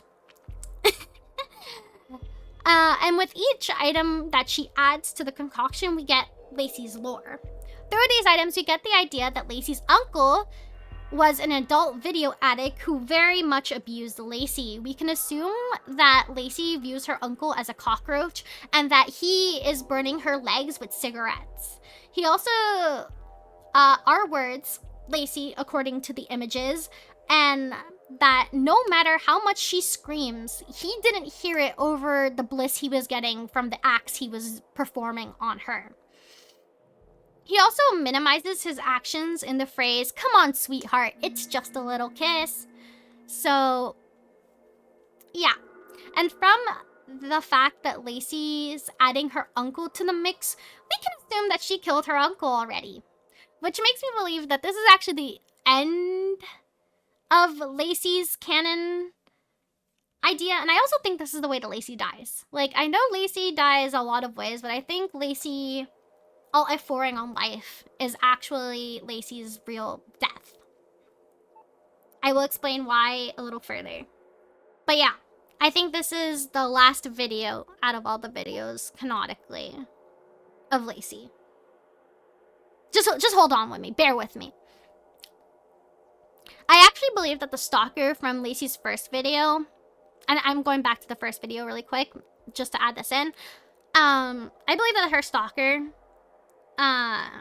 could be her uncle or maybe another man who has eaten, quote unquote, or R-worded her, you know? Eating and R-wording could be like mixed together. And has basically killed her on the inside. So it's not a literal murder in the sense that the imagery would suggest, but it's more of a metaphorical murder. Because of this abuse, it's not surprising to see that Lacey would put all of her self-worth into a diner as well. So it just makes sense to me. You know? I also wanted to point out that the images of the drugs we see has Rocio's name on the baggie, which to me signifies that Lacey is supposed to be a reflection of Rocio. And the bad things that Rocio has to go through, so does Lacey. So with this, we can assume that Rocio is actually the one suffering from the abuse that Lacey is also suffering from. So this would say that Rocio's uncle is the uncle that Lacey's uncle is based off of. So yeah, Rocio is Lacey, and the uncle is Rocio's uncle. I hope that makes sense. Anyways, Lacey proceeds to serve food that is an affront to God to the customers, who look as evil as Lacey perceives them to be at this point. So yeah, now I think we're just seeing like Lacey's perception of how these people are when we see these images. And this ends up getting the diner shut down due to sanitary violations, which is fair enough.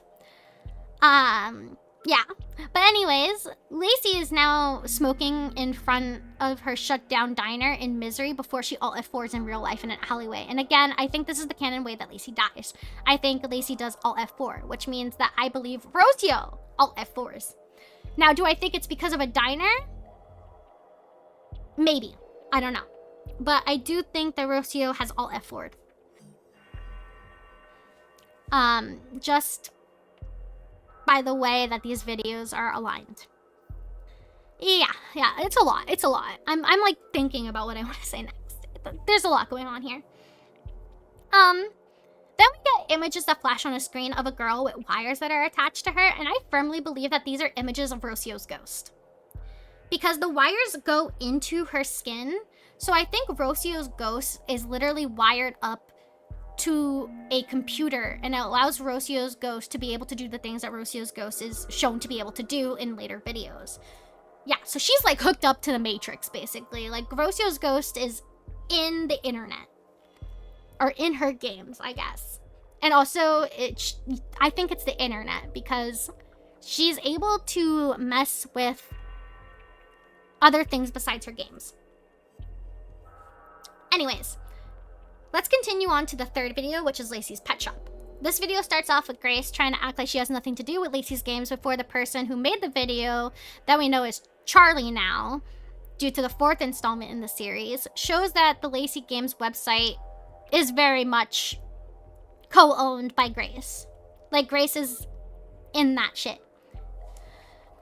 She then gives in and feigns ignorance about all the weird content in Lacey's games. She claims that she wasn't aware until the comments from parents bothered her so much that she ended up playing one of the games to see for herself, only to realize that the parents had a point, and names Lacey's Pet Shop as a game that she played, and we get dropped into Lacey's Pet Shop.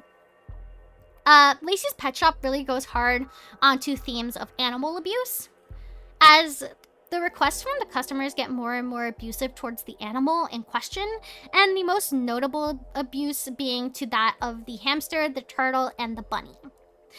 These people try to force their wants and their aesthetics onto animals, and it just ends up being very cruel and very gross. Literally, the only customer who isn't abusive to their pet is the first girl, so gold star to you, first girl. Go! You're not an animal abuser. Let's go, girl. I could talk about the old man and the turtle smiling next, but I don't know what to make of it. I'm gonna be so for real. The old guy is just weird, and that's all I can say about it. Okay? Anyways, Upon hearing the request to basically mutilate the bunny, we get the first appearance of the dog picture that we know is Lacey-Rocio's dog. So yeah, this is like the first hint of what this video is actually about. And I think this is interesting because the more abuse that happens, the more that Lacey starts to remember her dog and what happened to Puddles, which is her dog's name. And the final dog we see is the bad dog, quote unquote, which we know is Lacey's uncle's face photoshopped onto a dog. Yeah. We then see Lacey seemingly naked, which I believe has to do with her uncle because, as we know, he R-words her. So I believe the mistake is referring simply to interacting with her uncle, because he be doing fucked up shit to Lacey. And the dog obviously had her uncle's face on it, so we interacted with her uncle, unfortunately. And that's the mistake. But I believe there's actually a double meaning going on here, as I also believe it's saying that her uncle made a mistake as well. And we'll get more into that in a minute. So anyways, when we leave the pet grooming portion of the game, we enter a creepy game and we see a house, which we can assume to be Lacey's house. And so when we go to the dining room of the house, we can assume that these pigs that we're seeing are Lacey's family. I'm assuming that 2 of the pigs are Lacey's parents and the other 2 are her uncle and her aunt. That's just what I'm assuming, though. I'm not too sure. I think her uncle, though, is definitely this grinning pig. Like, fuck this pig. I don't know what about it, but my gut says this is her uncle. Fuck this grinning pig. You're gross. I hate you. Blech. Anyways, so the pigs are munching on flowers, and we all know what deflowering a girl means. So, yeah. But also, her entire family's eating the flowers. So I can also read this as the consumption of childhood innocence, since I'm guessing her uncle is the only one R-wording her. But we can assume that maybe Lacey's family knew what was happening and were turning a blind eye, since it's family and people be doing this shit in real life like the stinkers they are. Like, what the fuck is wrong with you if you're doing this? Don't turn a blind eye to a fucking person being fucking sexually assaulted. Anyways, that's just a guess that I'm making off of the imagery that is presented. Here we get the text. I've always known what you are from the moment you first touched me to when I found myself stepping over remains of your skin glued to the floor. You have no regards. I had none either. You squealed like a pig, just like a pig. This had been my childhood dream, the one you took from me.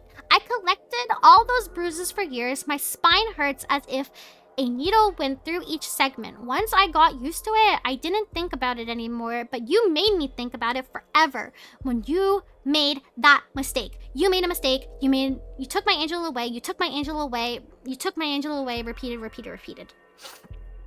This quote just confirms my suspicions that at least one of the pigs is her uncle.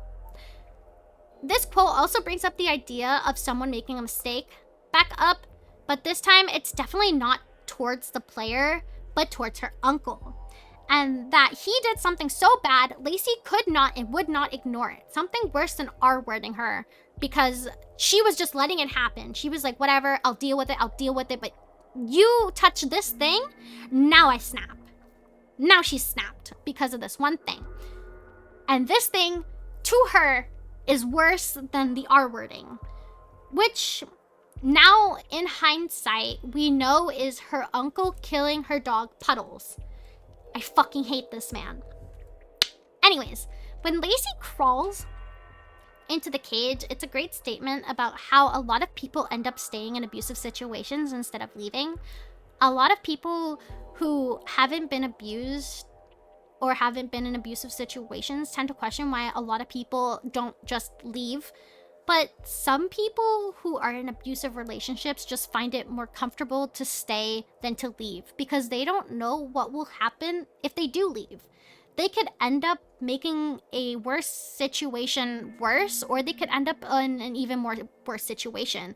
And the pain that they're used to having in their heads is just more comfortable in their opinion. Like, they'd rather not make it worse. They'd rather not be introduced to a new pain. They'd rather just go back to the same old, same old. And it's sad, but it's the truth. Sometimes you just rather deal with the pain you already know than the pain that could be. And we then get a blurb of Lacey asking her uncle if he's seen Puddles, and he just laughs at her. Really just underlying how fucked up this man is. Like, he killed her dog, and he's laughing about it to her face. After this, Lacey looks at herself in the mirror, saying she isn't afraid of herself, and looks at herself saying, "I'm Lacey." But then the image changes to show the girls in the wires. And this really solidifies to me that Rocio and Lacey are reflections of each other, as I believe the girl in the wires is Rocio's ghost. So when Lacey sees her own reflection, she sees Rocio. The ghost also gives a message here stating that they made these games, so Rocio made these games, and these games are real girls' games with none of the lies, which again is very true. These games are a reflection of the darker reality of both living and being a girl. It literally stripped away all of the usual cute and fluffy nature of girls' games and left us with the brutal reality of life. Anyways, to this, Lacey actually freaks out. While I don't think Lacey is afraid of herself or of Rocio, I do think that Lacey is scared of her own reality. As we know, Lacey is someone who likes to fantasize and ignore reality later on. So it would make sense that she doesn't want to face her reality. She doesn't want to face Rocio. She doesn't want to face the things that Rocio is dealing with, because that's the things she's dealing with. And Lacey, in a way, is a fantasy of, like, Rocio's fantasy. Like, Lacey is Rocio's fantasy. Moving on, we find ourselves in the girls' room, which is obviously implied to be Lacey's room, where we know something was dead under the bed. We even get audio from Cecilia Conduit's Beneath the Skin, which is a short film about a woman's thoughts towards the fact that she discovered her boyfriend was hiding the body of his ex-girlfriend in his closet. Which makes me believe that her uncle did originally put the dead body of the dog under her bed, or that it was in her closet or something, but I'm really thinking it's in her bed. Like, I'm really thinking it's under her bed from the blood puddle. And remember this as I continue forward. I think the dog was under the bed. We are then taken to Rocio's point of view as we see a real person's hands reach out towards the window. This is Rocio's hand. So every single time that Rocio imagines something she wants to do, she imagines herself as Lacey doing those things, such as getting a cat.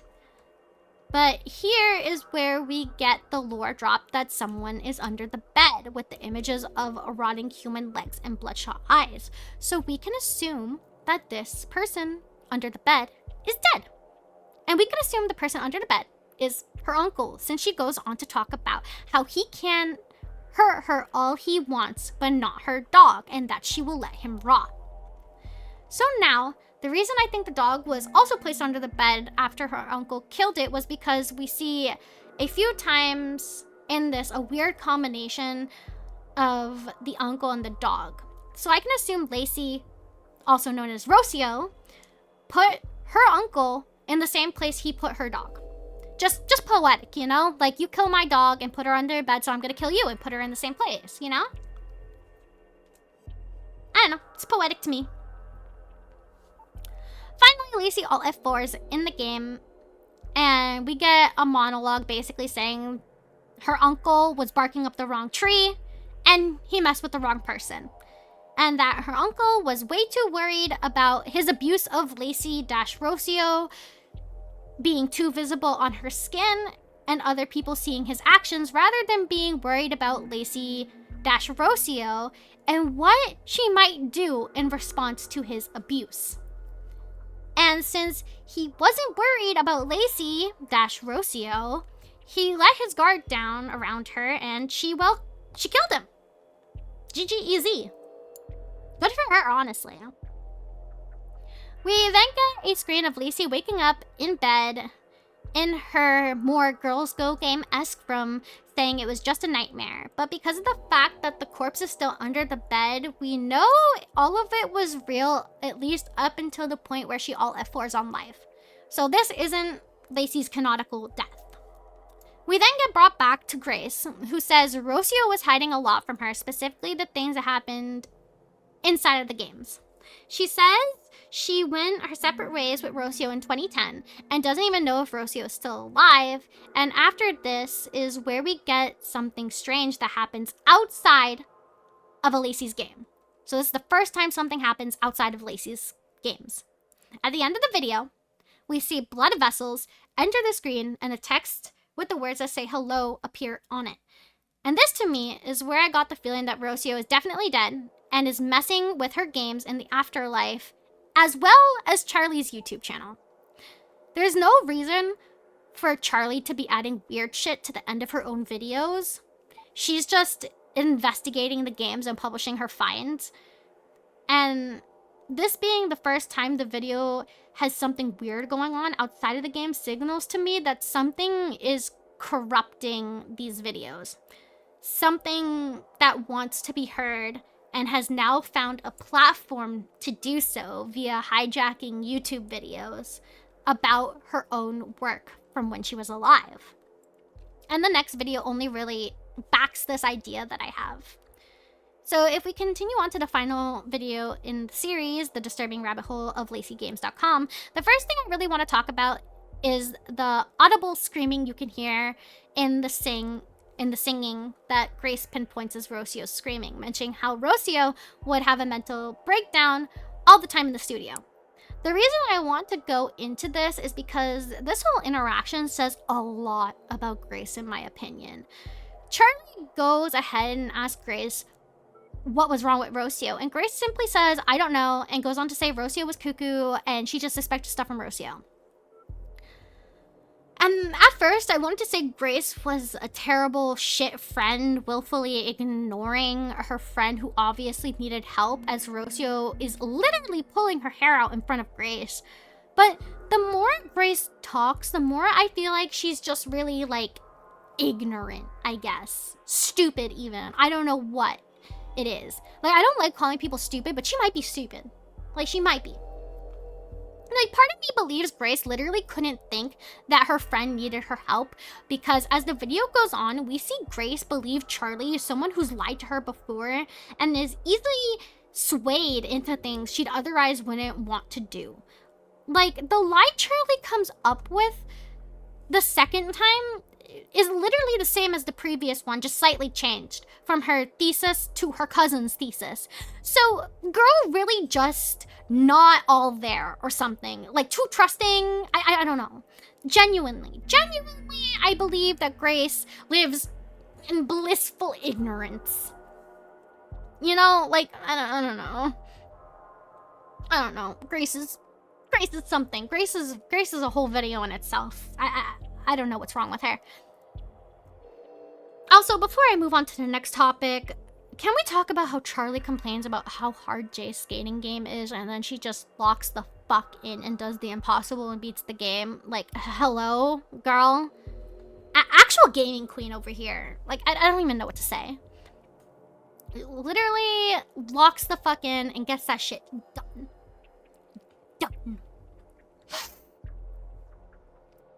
On to the death of Jay.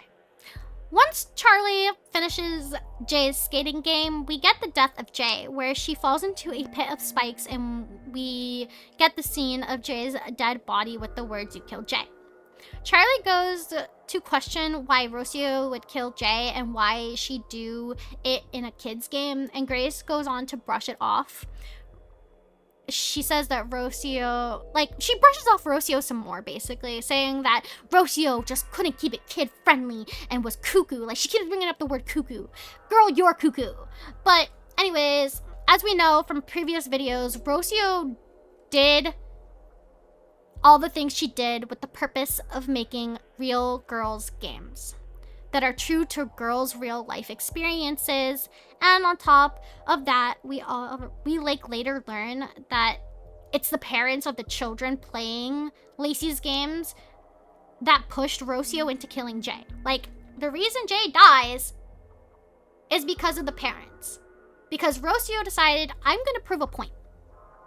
Like, if you keep asking me to do something, I'm gonna push it. I'm gonna push it and make a statement about it. Because, like, y'all's reasoning for wanting her dead is stupid. My queen, Rocio. Love that girl. Here is where we start to see the video instead of the games getting glitched. Like, we really start to see the video is getting glitched instead of the games. And do weird things. Like, so something's affecting this video now, and it's outside of the games. Like, the previous video started it, but this video is really going in that, like, something is now freaking with the videos in Rocio's art style. We are obviously watching, like, a screen recording of Charlie's laptop, and the windows that open on the laptop, like, we're seeing all of it. So, absolutely, like, this has absolutely nothing to do with the games are being shown on screen. However, the screen suddenly becomes more saturated after an image of a blacked out version of Jay pops up onto the screen. This solidifies to me that someone or something is messing with Charlie's YouTube videos. And my theory is that Rocio's ghost is the one doing these things, as I've previously stated, because this is a very Rocio-coded image that we are seeing here. It's very much Rocio's art style, Rocio everything. Like, we're getting Rocio insert here. So yeah, I'm really feeling my theory here, especially since the whole conversation that was playing between Grace and Charlie gets cut off by more weird Rocio-style creepy shit. And then what I'm assuming is the ghost of Rocio showing the audience why she killed off Jay. Like, she's seeing, like, the questions going on between Grace and Charlie, and Charlie basically questioning why she would do this. She's answering the question in the video. Rocio's like, here, let me show you why I did it. And then she shows us all the complaints from parents. Basically using slurs against Jay and all this other really rude stuff, saying that she's a bad influence and she throws out the devil symbols, you know? So basically, our queen Rocio showing the receipts. So, yeah. Basically, to reiterate, the reason that Rocio killed off Jay was because the parents were taking issue with Jay and thinking that Jay's tomboy nature was brainwashing their little girls into wanting to be boys. Like, bro. What?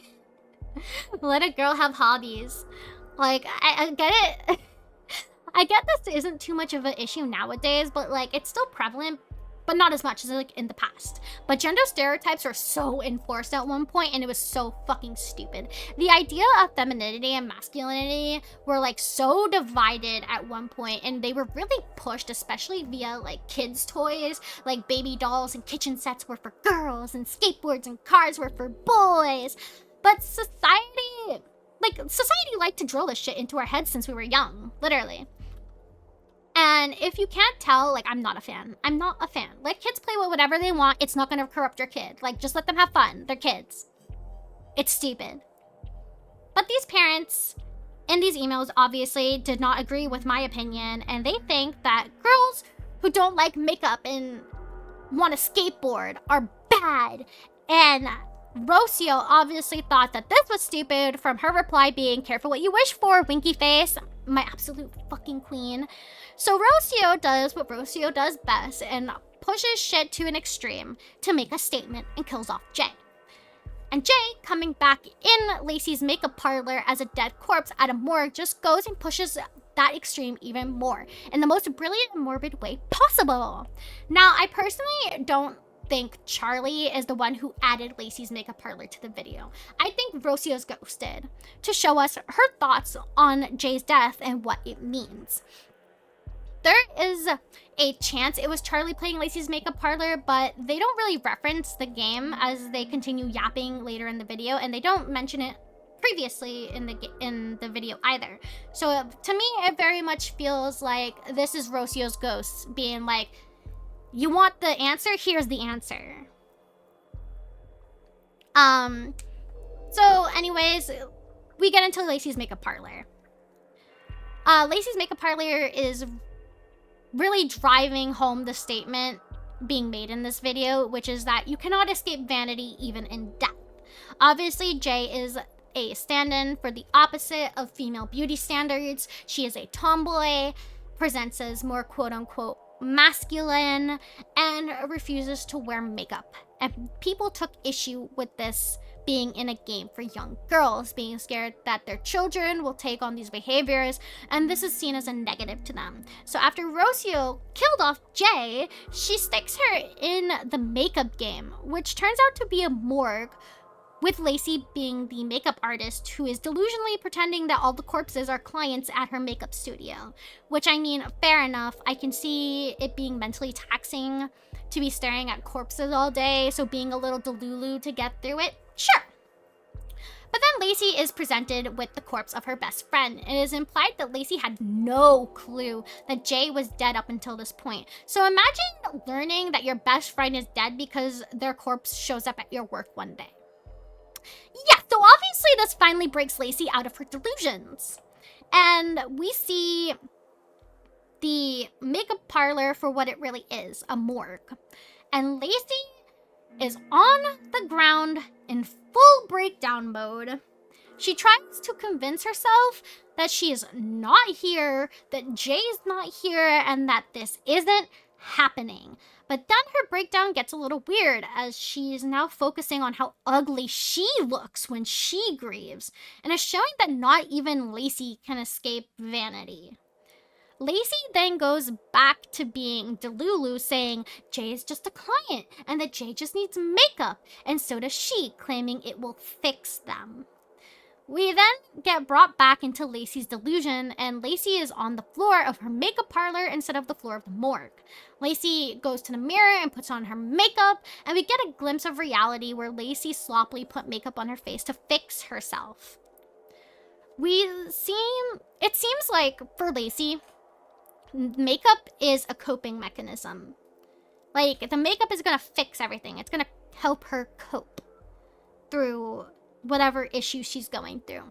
Lacey then goes back to Jay in the makeup parlor delusion, so we see all the pink stuff and the makeup menu, and goes on to putting Jay's makeup, which is, in a way, Lacey defiling Jay's corpse to comfort herself. The reason I say this is because Jay is very vocal about not wanting to wear makeup, to the point where you'd be pretty sure that Lacey, Jay's best friend, would know this about Jay. And instead of respecting Jay's distaste for makeup, Lacey continues to put makeup on Jay. And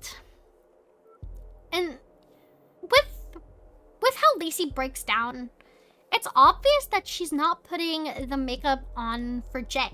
She's putting the makeup on Jay for herself, to comfort herself, which is something very true. We don't put makeup on corpses for the corpse's sake. It literally does nothing for them. It's for the people around them that the makeup is put on for, to comfort the living.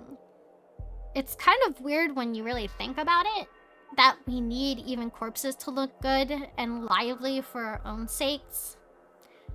I don't know. It's just something to think about, I guess.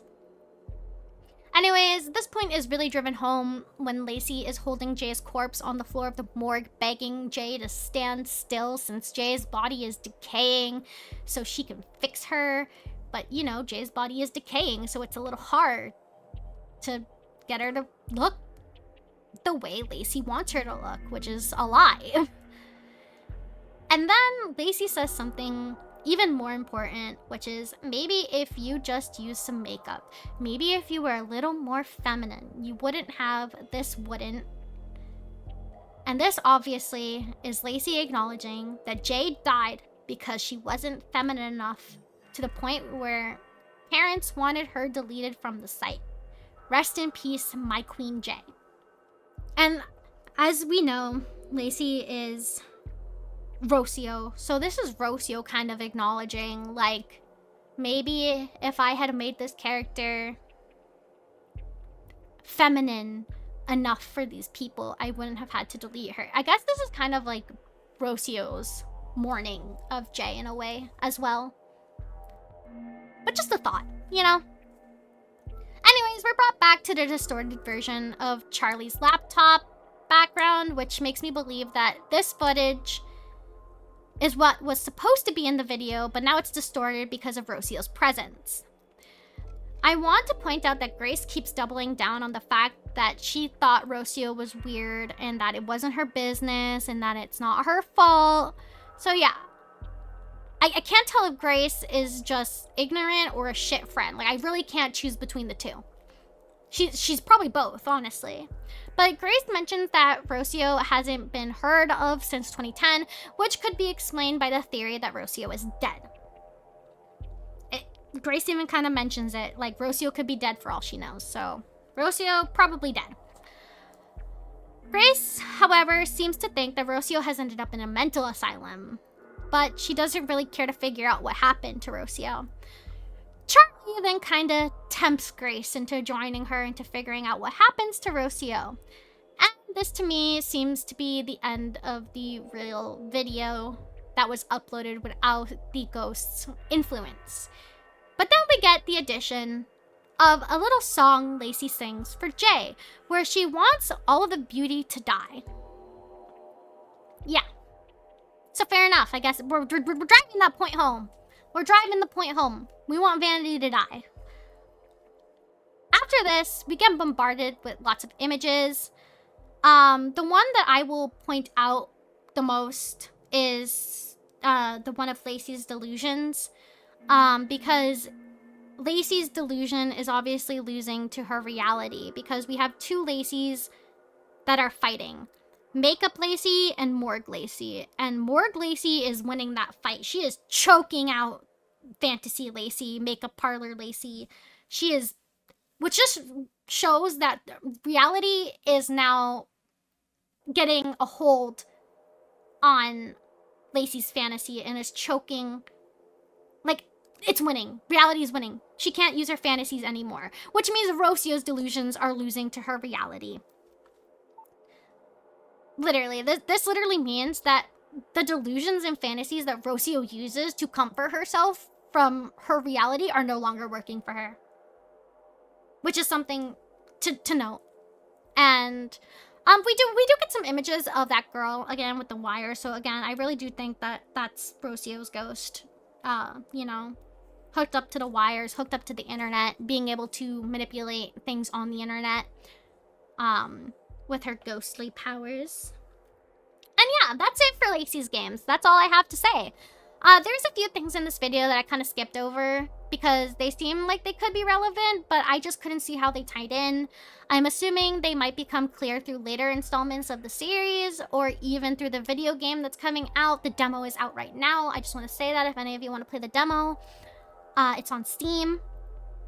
If you know something about anything I missed, feel free to comment down below. And if you think I got anything wrong, also feel free to comment down below. I'd love to hear your thoughts. But yeah, that's really everything I have for this video. I had a lot of fun writing this up as I've been a fan of this series for a long time, and I'm excited for the game to come out and possible later installments of the series. I don't know, it's just really cool to see the series I love so much succeeding and even getting like a game. And like I bought the Lacey's figurine from U2's a little bit ago. I can't wait for that to come in. It's like an exclusive thing. I'm so excited. I love this game. I love it so much. I can't sing its praises enough. If anything new comes out of the game that adds to the story, I might make another video. But this is literally my fixation, so I probably will. I like rambling about it, if you couldn't tell. I'm literally at like 101 pages of script of just my ramblings about how much I love this series. Anyways, if you like this video, I recommend going to Ghost Hunter's YouTube channel and giving them a sub and maybe watching the videos for yourself if you feel you can handle it. And finally, I just like to say thank you for watching. I know this has been a long one, and until next time, bye!